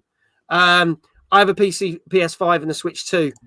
Yeah, and I'm trying to keep hold of. I've got PS5 games on physical. I've got Xbox Series X games, Switch 2, Switch games. I haven't got any physical PC games. Well, not for that would play on a PC. I've still got copies of like Theme Hospital and stuff that probably wouldn't work on CD-ROM. But yeah, a big reason being consoles was to play the physical hardware. But now it's like, what's the point? I totally agree. It's a sad day that this has happened. And you'll be holding to the pricing of £80 for games. And apparently, something we talked about the other week, you'll be happy to know that Borderlands 4 is not $80 or 80 or 70 quid. It's $70 and 60 quid. So it's only £10 less than what they said. The official pricings went out this week. So it's not as much as Mario Kart, but still it's bloody expensive. Games are getting more expensive and offering you much less. I agree. The days when we get stuff like this, I'm going to show this up again because this was the last limited edition thing I got sent. I got sent a copy of The Precinct, and this comes with a steelbook. It comes with a map. It came with a soundtrack. days of this, I'm going to cry when all this stops happening, because this is great. This is a nice little bundle. This game's only 25 quid. You know, and it sent all that. They sent me this. It's like, that's amazing. It's 25 quid to buy. It's like that, stuff like that. Yeah, love a good steelbook. If it wasn't given codes, I'd never play anything. I know. It's nuts. I think you always get people who want physical copies of games, so hopefully they'll carry on making. Yeah, and this is why there's a lot of companies out there trying to do the preservation of games. So we hope that does stay. There you go. Anyway, somewhere where you might be able to buy some physical games and some classic games is a certain gaming convention that we're running. This is really such the most far-stretched thing that I ever did. But if you don't know what we're talking about, then have a look at this, folks. Good evening, iQuell, because Timeless Gaming Convention, ladies and gentlemen, is less than 2 months away. Oh, dear God, what have I done? Let's have a look at the trailer if you don't know what we're on about.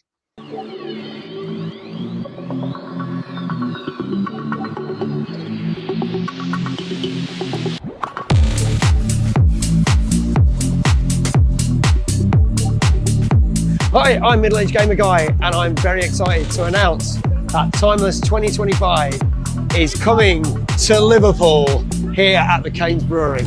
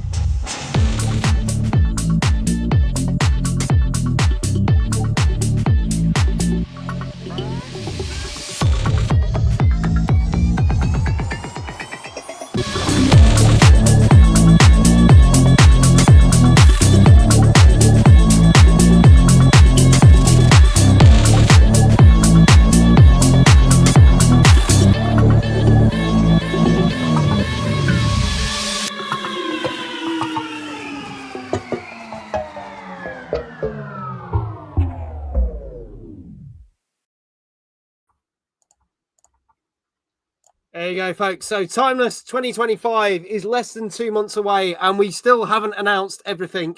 For those who don't know, obviously Daryl is going to be hosting our Tomb Raider 1 to 6 panel. We've got people that have worked on all 6 games and worked on multiple aspects of it, whether it's working on some of the voice bits, the art, the script writing, the level design. Is going to be so good. And Daryl's going to be asking the questions that find out, how did these games come about? What was the process? Plus, you get to ask questions from the audience as well, because we'll be taking questions for that. And after that, Daryl will be there with a number of the people. So you can get their autographs, their signatures. You can get Daryl's book, the Guide to Tomb Raider, the unofficial book. He will get it signed, plus these other books. You go buy them, get signed copies there on the stand as well. So we have much more to announce. We've got our content creator panel to announce. We've got one more panel also to announce. We're going to be announcing all our traders and exhibitors at the end of this month. We've practically just got a couple of things to announce, and we're going to start announcing our partners, our show partners. Don't forget, if you're buying VIP tickets, we are doing the VIP night. So if you are one of the successful content creators, because the content creator applications have now closed, you should have had an email to say you were successful. You can join us and all the VIPs on the VIP night with the one and only Mr. Jason Bradbury from The Gadget Show, who will be showing off. He said to me, because we had a phone call today, at least 15 minutes of footage from his brand new film that comes out later in the year. And he's going to be talking about the process of how they filmed it, how they put the script together, the readings, the thing, the editing, the whole lot. But you are going to be some of the first people in the world to see 15 minutes of the feature film, which is really cool. And you can speak to Daryl, you can speak to Slopes, you can speak to Ash Millman, who was here last week, and all our other wonderful guests, and have a chat with them at the VIP night. So get your tickets now.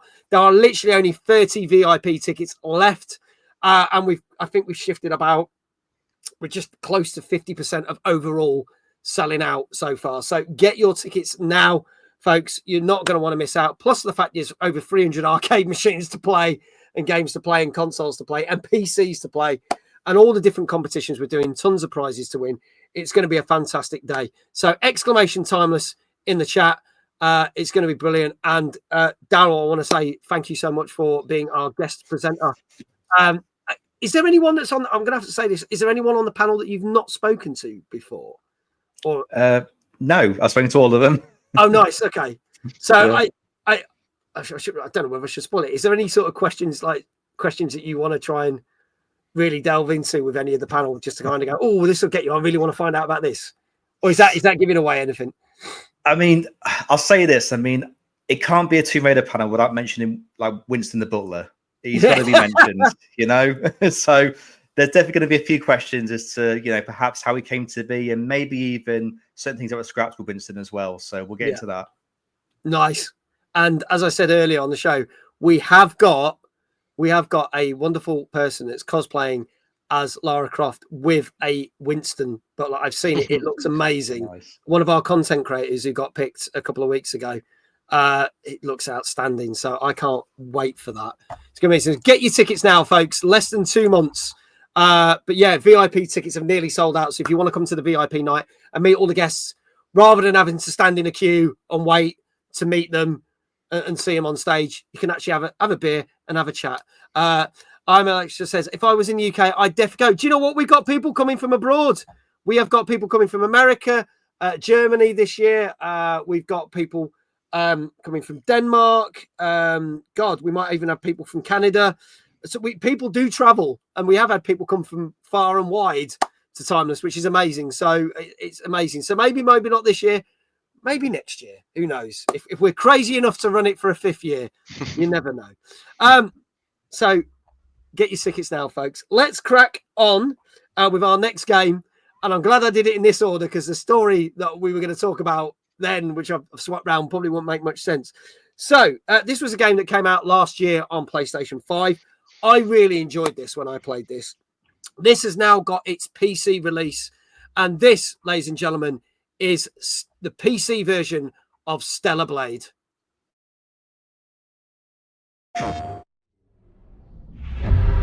Transmitting final briefing. As of now, airborne flight.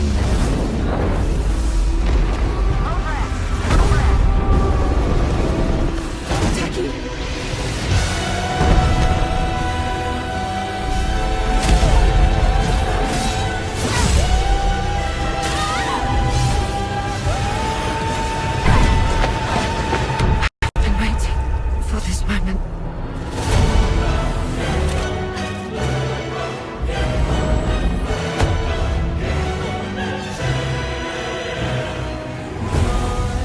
We've come quite far. How much more do we have to go? It's surprising to see a city in a place like this. All this talk of you being the chosen one, it ends here. Why would she want to destroy us? Why did Mother Sphere hide this truth from us?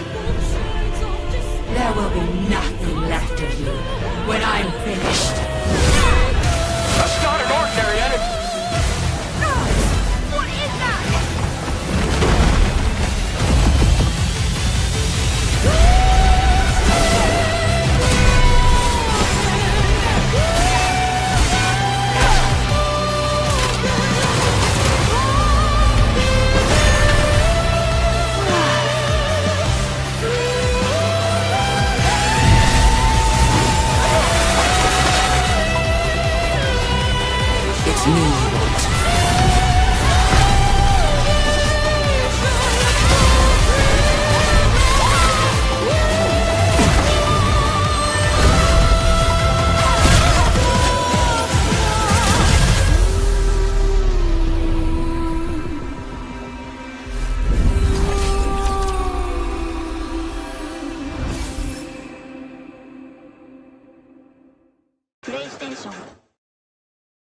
There you go, folks. That is the PC version of the big success game, Stellar Blade. Dave, tell us a little bit more about this, please. Yeah, this is the same game that came out PS5 last year.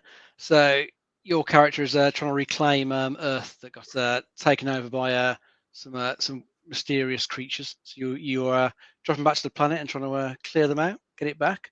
I always thought it looked pretty good. Graphics in it are pretty decent. Yeah. Because it's the PC edition, again, you can enhance the visuals like you can on a game we talked about earlier.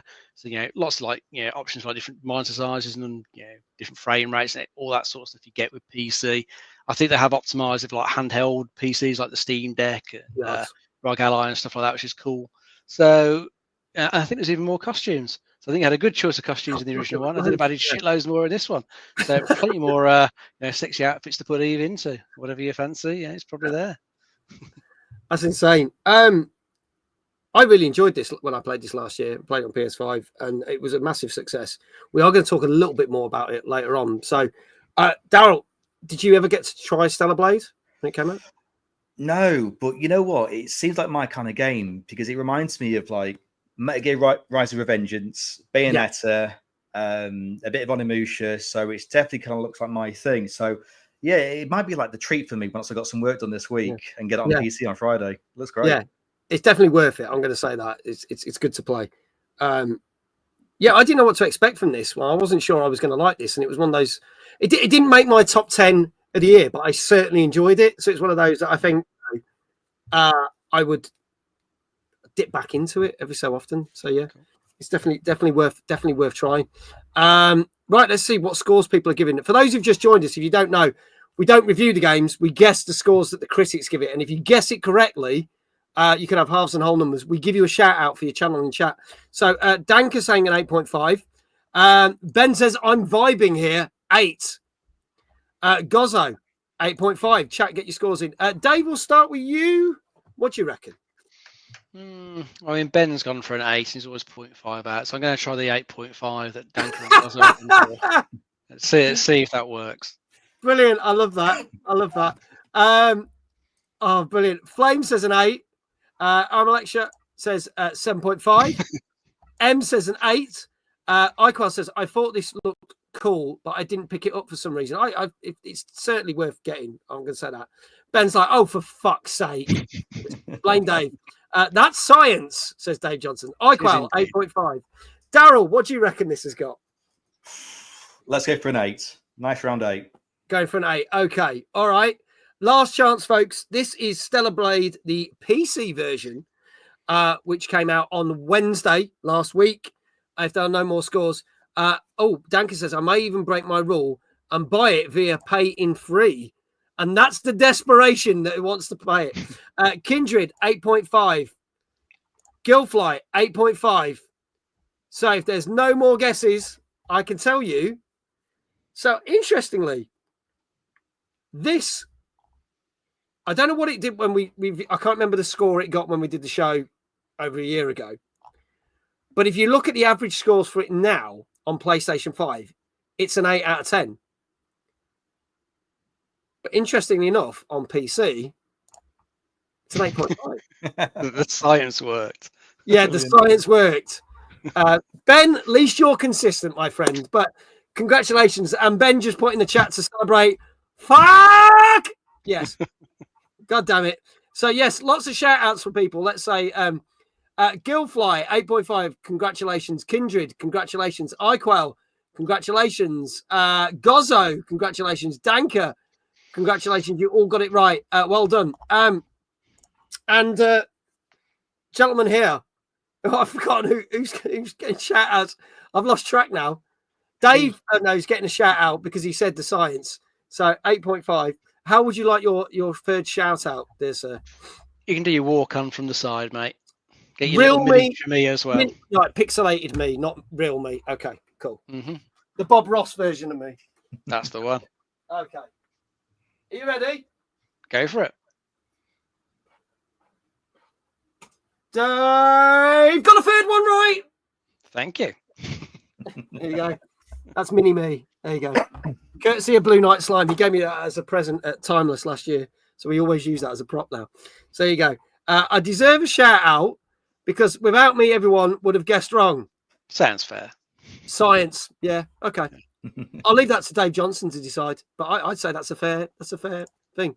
I also think Daryl should get another shout out just because he's our guest. So there you go. Fair. Science. There you go. Here we go.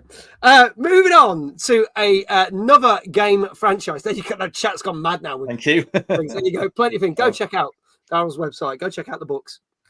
We love Daryl. Yes, we do. There you go. So this is a part of a long-running franchise that people love. And last year we got a new Five Nights at Freddy's game, but it was a bit different because it was more like a retro pixel game. It was great fun. Into the Pit. Now it's kind of gone back into its first-person VR roots. And this came out on Friday the 13th. How appropriate. This is Five Nights at Freddy's Secret of the Mimic. And this came out on PS5 and PC. Let's have a look at the trailer for this. And just so you know, a few jump scares coming your way, people. Now, here's the deal. We've done business with several trusted partners over the years. One of our most important is MCM, Murray's Costume Manor. The name's a little misleading. They created several suits and mascots for us, yes, but they also specialize in animatronic design and construction. As a Fazbear technician, you should be familiar with their work. Murray's been working on a custom endoskeleton for our new restaurant project. Everything was going great until...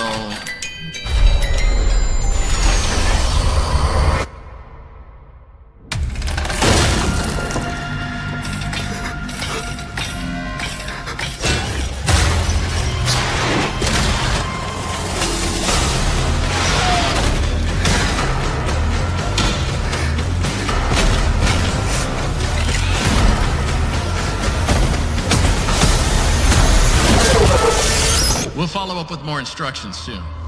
Thanks for being a part of the Fazbear team.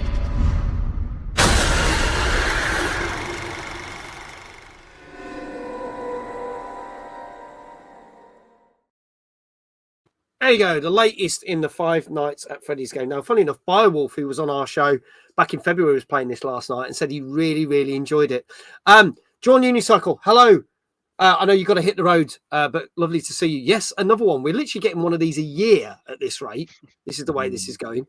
But at least they're kind of varied, because I said the one that came out last year I quite enjoyed because it was a side-scrolling thing. But yeah, never played one. I've played a fair few of them, so there you go. Dave, tell us more about this one. Yes, this is a survival horror. It's like yet another one in the Five Nights at Freddy's series. I've lost track of what actual sort of number game this is in the series. I think we're into double figures now. You're probably right. Yeah, I think this one's set like before all the other games, from what I read. So I think it's set in like 1970s. You're played as a Fazbear technician who's been sent to Murray's Costume Manor to retrieve a bit of technology that he was working on for Fazbear. And whilst you're in there searching around for this technology, you've got to face off against this animatronic that was built called the Mimic that can, I think, take control of like the various mascot costumes and stalk you through the game world. So I think there's quite a bit of stealth involved. Sneak around, hide yourself in lockers and stuff like that, try and avoid it. Looks interesting enough. I've never played a single Five Nights at Freddy's. Oh, really? Okay. I think it looks perfectly good from what I could tell from the trailer. Yeah. I again, it might be something we do for the Halloween content, because if this lands on my doorstep, then I would play this because we've played quite a few of them. And they scare the crap out of me. Some more than others. Some are not so jump scary, but I think this one's going to be a bit more jump scary. Apparently 19 games they've done so far. Wow. That's insane. Daryl, yes, another Five Nights at Freddy's. Have you played any of them? Would this appeal to you?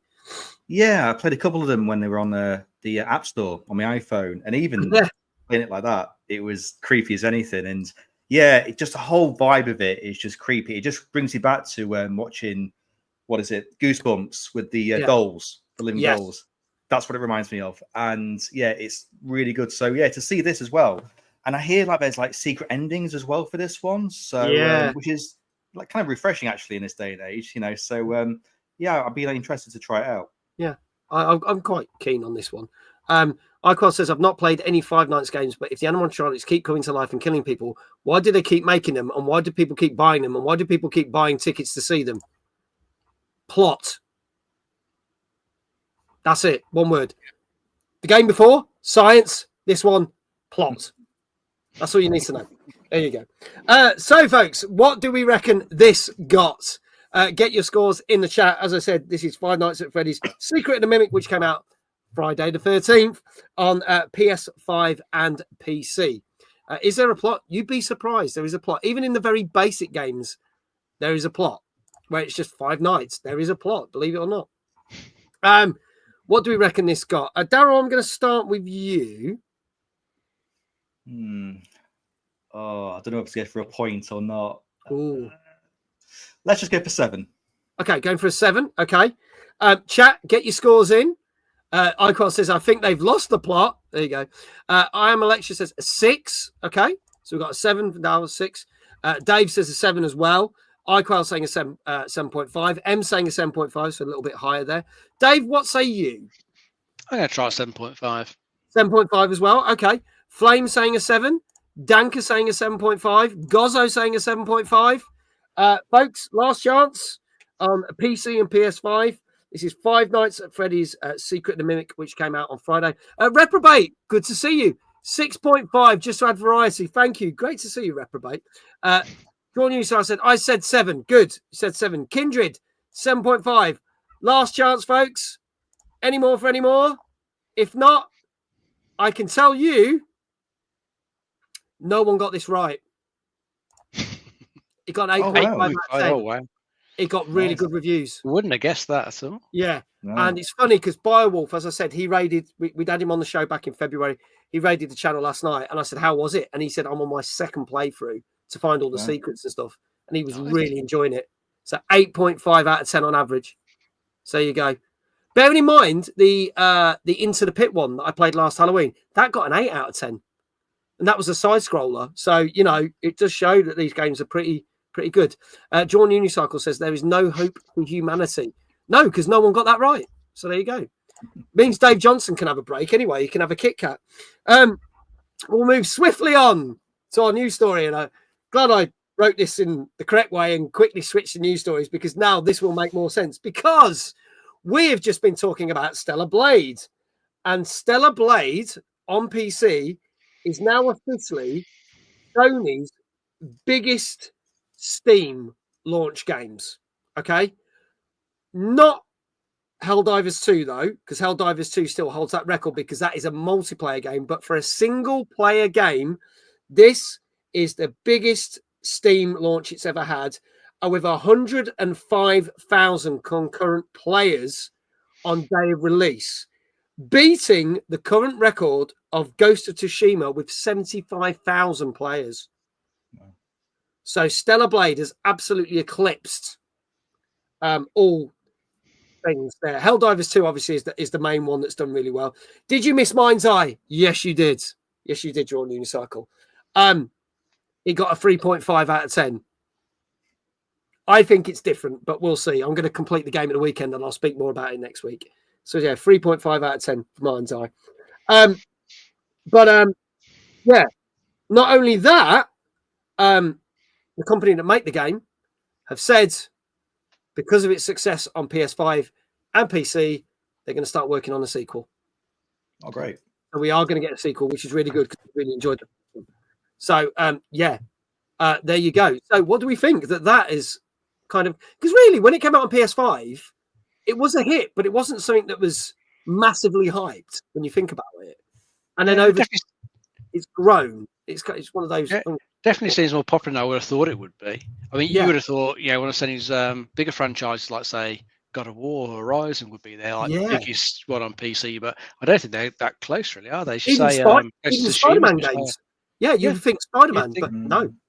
Yeah, but no, everyone likes the hot Android girl. That's the key. No comment, really. That says it all. And the extra outfits you get in the PC version. Jordan also says, also Stella looks amazing. Yes, it got an 8.5.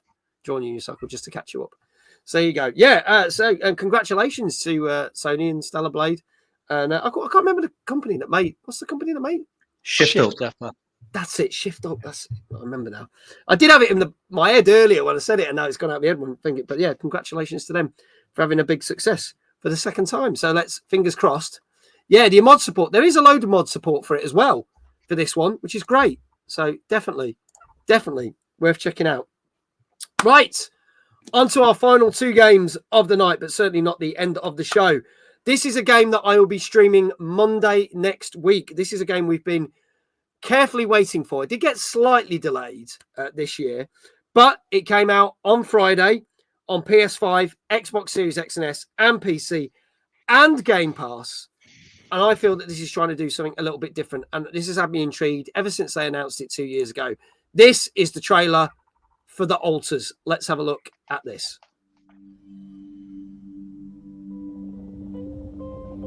I know our odds. Maybe it's time to consider the easy way out. Give me all your love now. 'Cause for all we know, we might be dead by tomorrow. I can't go on wasting my time, adding scars to my heart. 'Cause all I hear is I'm not ready now. You were always one of us. From day one.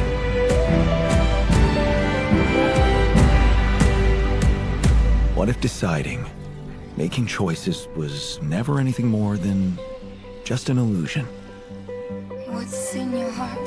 But if you're not ready, You're still making it about yourself.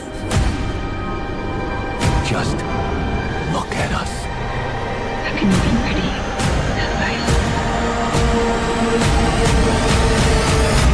I just wanted to find a way out. 'Cause soon enough we'll die. 'Cause soon enough we'll die. 'Cause soon enough we'll die. There you go. That is The Alters, which came out last Friday. It's also available on Game Pass. Dave, tell us about this one, because it's technically 2 different styles of games, but very cleverly put together, isn't it? Yeah, it's like a mix of survival, resource gathering, and then like base building, base management. So like your character Jan has crash landed on this planet, and the problem you've got on this planet is when the sun comes up, it just burns everything in its path. So you've got to like get all the resources you need to like power your base and keep it moving to keep ahead of the sun. And you can add more stuff to the base. You know, there's lots of like bits you can add to it, like boss new places, stories, things like that. But he's the lone survivor, but he can't run it on his own. But what the base does have on board is a quantum computer, and the quantum computer can create alternate versions of Jan based on like how his life path would have gone had he made different choices throughout his life. So this helps you get different versions of yourself with different personalities, with different skills. Like you'll get one who's like a technician, one who's good at botany, things like that. And I think the game will give you some all the time, but then you do your choices of which ones to go for later on. So it does have a bit of replay value, and you can replay it with like different Jans with different skills. Yeah, that is the basic gist of the game.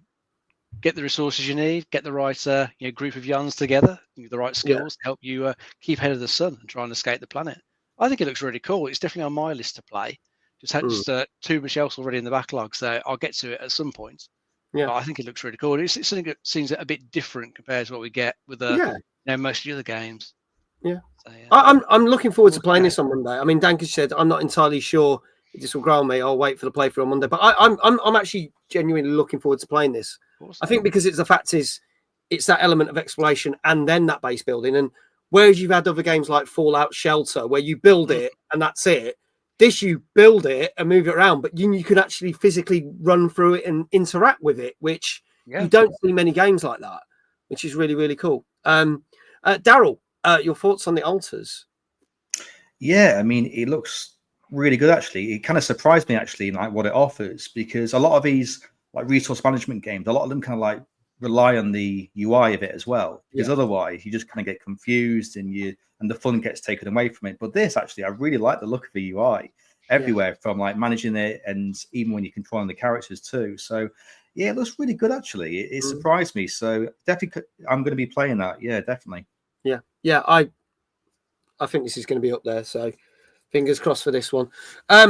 So if you want to see more of this game, tune in on next Monday, which will be my next stream, actually, at 8:30 if you want to see more of the altars. Chat, get your scores in. Let's see what people are saying already. Let's see. Let's just scroll down because people were still talking about Mindseye, which is hilarious. John Unicycle says, doesn't look like my kind of game, but it does look cool. 8 out of 10. Ben says 8.5. Danker says an 8. Gozzo says an 8.5. Icon says, I missed the trailer, but I'm going to guess an 8. That's all right. Flame says an 8. Dave, we'll start with you. What do you reckon? I'm going to try an 8. Okay, going for an 8. Daryl? 8.5. Going for an 8.5. Okay. Any more scores, folks? Get them in. Kindred saying an 8 as well. This is the Altars, which came out last Friday on PS5, Xbox Series X and S, and PC. And you can get it on Game Pass. Ems is saying 7.5. Reprobate is saying 9. And if there are no more scores, ladies and gentlemen, I can tell you that on average, this did hit an 8, which is very good. Some reviewers were hitting close to an 8.5. So it was getting some good 8.5 vibes, but 8, absolutely solid 8. So if you are interested in this, go check it out. And if you're not sure, I know 0.5 out again, Ben.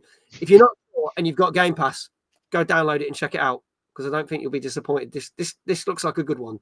So fingers crossed with this one. There you go. So Dave, I've got to give you another shout out, haven't I? You have indeed. I did. That's 4 now. Flipping out, you're doing all right this week. Doing all right. And then we're going to say, before I do your shout out, congratulations, John Unicycle. He said, not my kind of game, but he got it right. Kindred got it right. Icol got it right. He didn't even see the trailer. That's the second person that's happened to tonight. Danker, well done. You got it right as well. So all the shout outs are going there. Thank you for doing all the shout outs. God damn it. I'm going to bed. There's one more, Ben. One more. You may get it right. One more. Stick around. You got one more chance. Dave, how would you like your shout out? You can do a bit more spinning on the chair if you like, mate. Let's go. Okay, there you go. Just Ben's don't like, nah, kick your tablet. All right, spinning on the chair. I'll try not to knock over that tablet thing. Here we go. Fingers crossed. Night, Ben. Take care. Thanks, mate. Take care. Here we go. 3, 2, 1. Dave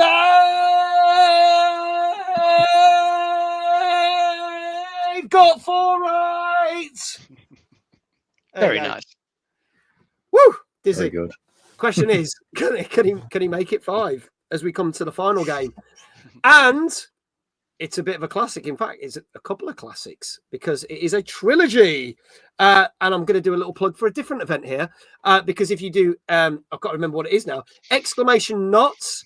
Nottingham Video Games Expo is taking place the last weekend in July. Unfortunately, I can't be there. No, 3rd weekend in July. My apologies. Unfortunately, I can't be there, but we are promoting it, and you can get 20% off tickets. And one of their guest speakers is the original person, Matt Porter, that made the Gex games.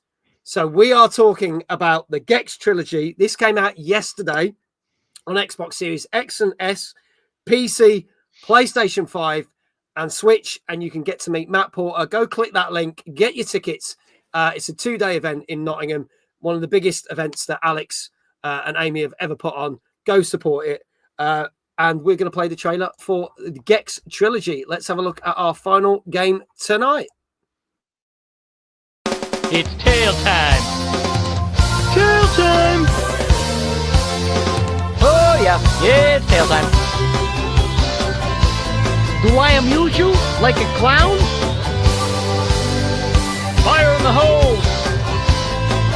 Yes. Check out Shaw, baby. Yeah. Here's Gexy. I love that guy. He's not house pro. I am the Lizard King. Hear my roar. Mine. This is mine. Need it. I haven't seen blasts like this since taco night at James Earl Jones' house.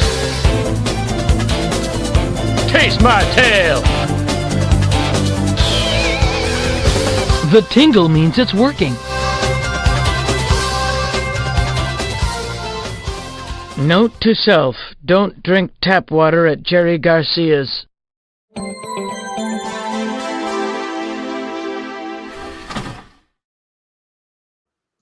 Like Iqual says, come to our event, Middle-Aged Gamer Guy, but I won't be there, we promise. I can't help I'm in a different country. If they'd done it earlier in the month, I could have gone, but that's not my problem. That's them problem. It's still going to be a good event. Go anyway. We're supporting it.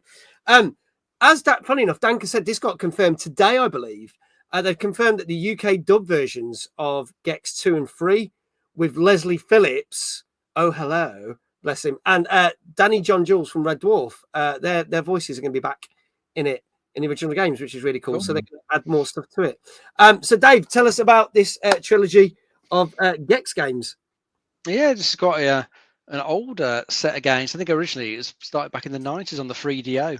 I think then it went on to like the PS1 and I'm not sure if it was PS2 or if it was just PS1 for all three of them. Not a series I ever played, so I couldn't tell you what they were like, but I believe they were fairly well known for sort of having pretty decent platform and lots of sort of pop culture references to them.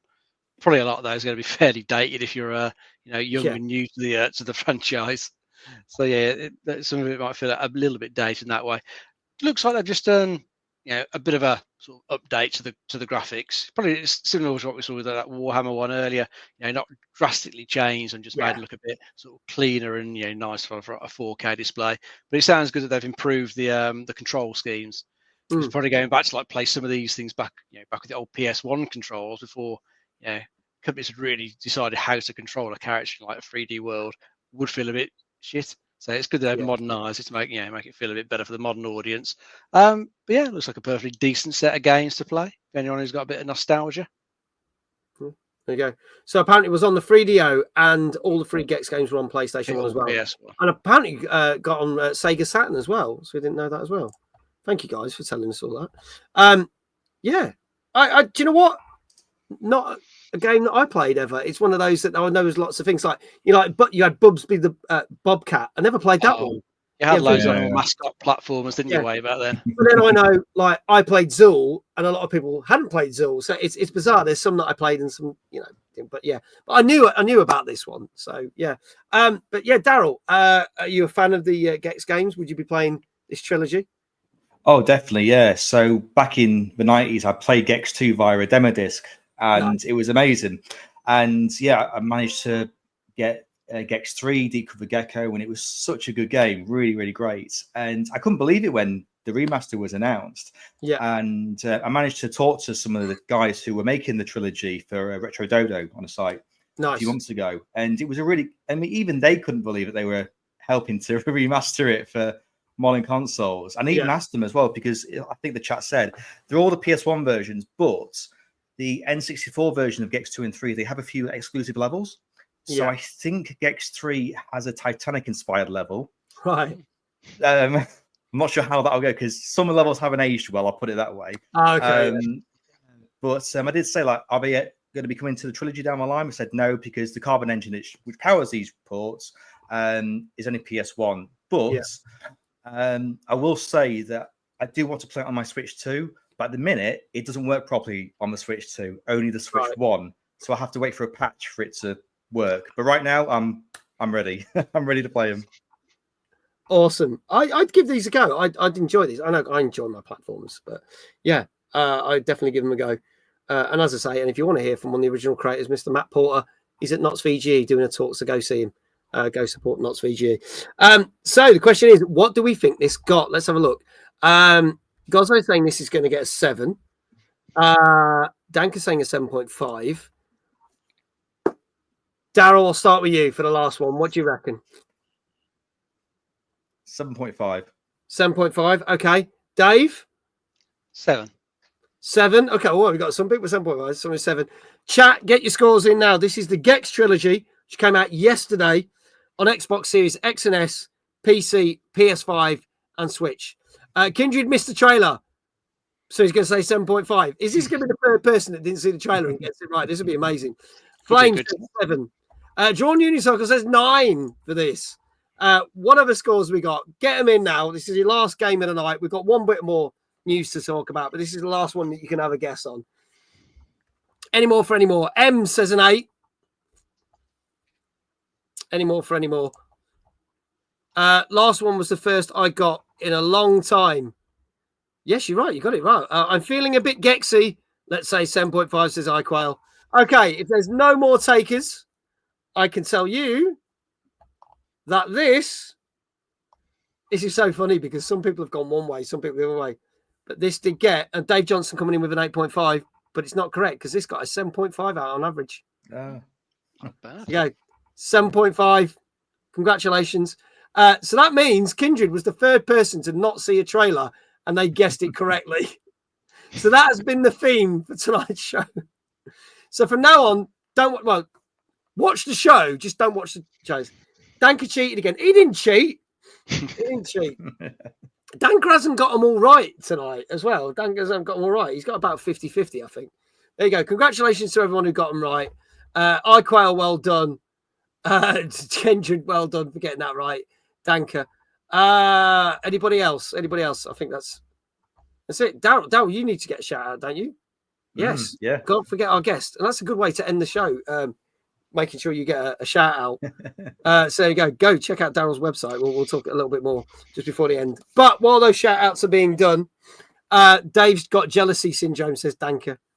He clearly has. Not this Dave, but other Dave. But there you go. Our final news story of the night. I was late to the party, but I got the ones I was here for correct. Exactly. That's all that matters. It's all a bit of fun. There you go.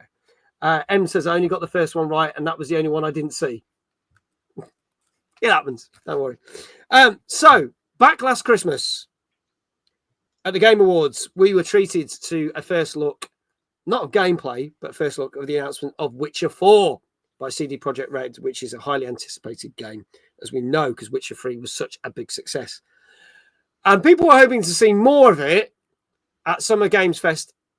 And we kind of did, but we didn't, because what we got was an Unreal 5 tech demo to show what potentially it could look like. Doesn't mean that's what it's actually going to look like.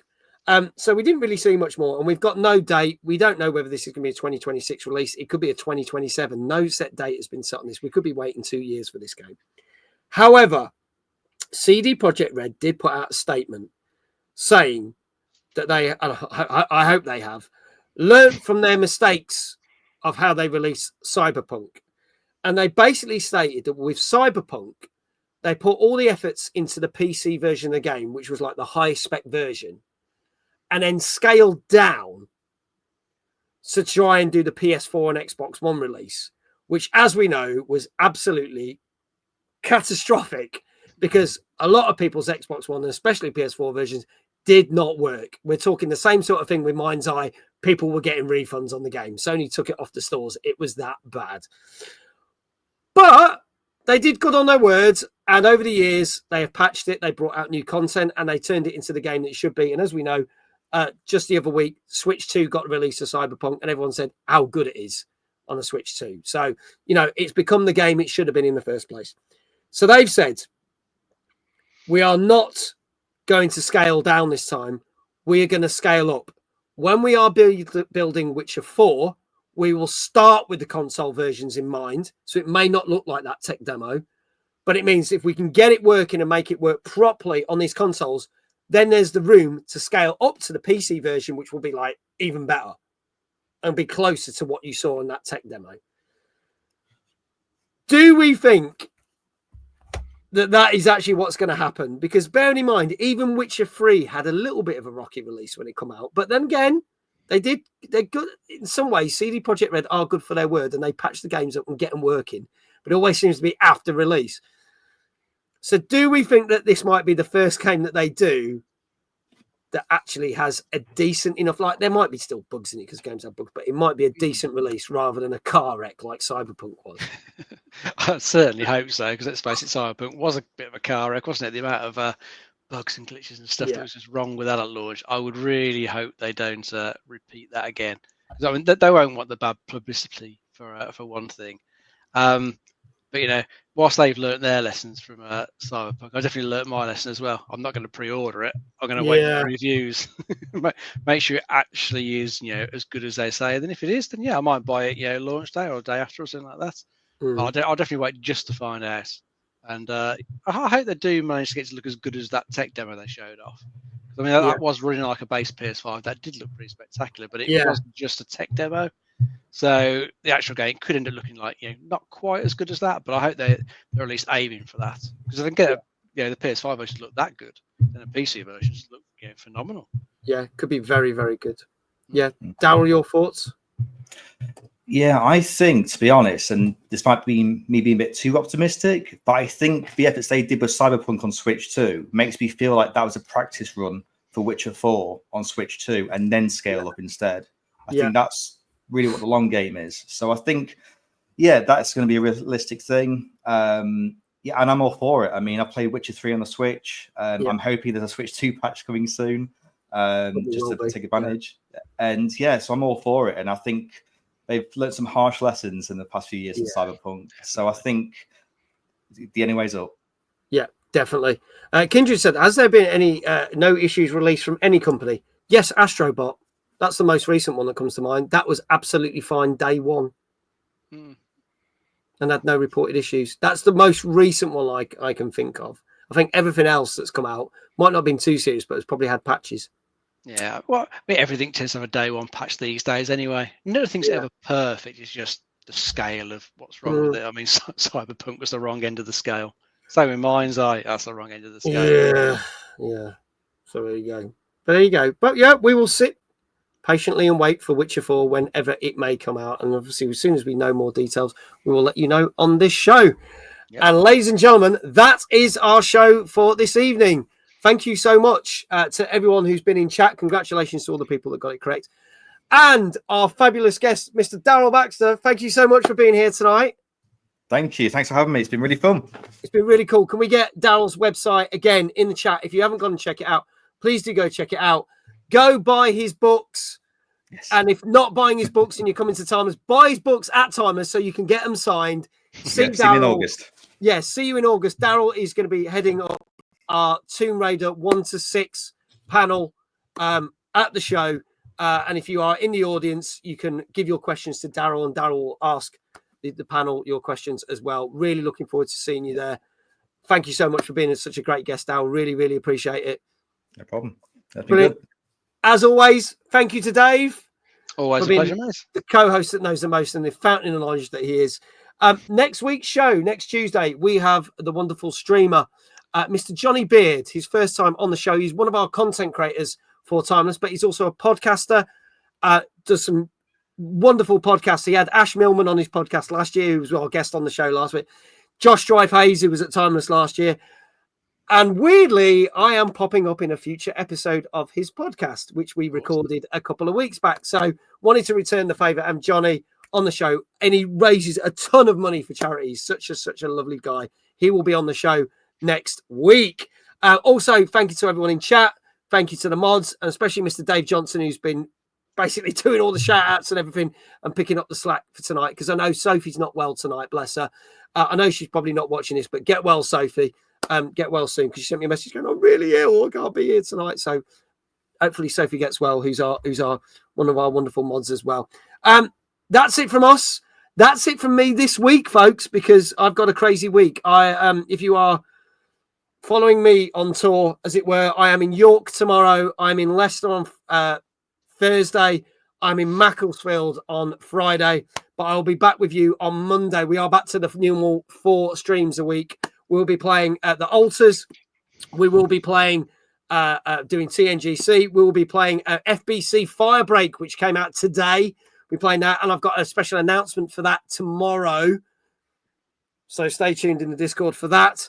And another one of our games from our friends from Kepler, because we had Dan from Kepler on the show just a couple of weeks back when Expedition 33. But the rematch football game made by the people who did Sifu, we're playing that on Thursday as well.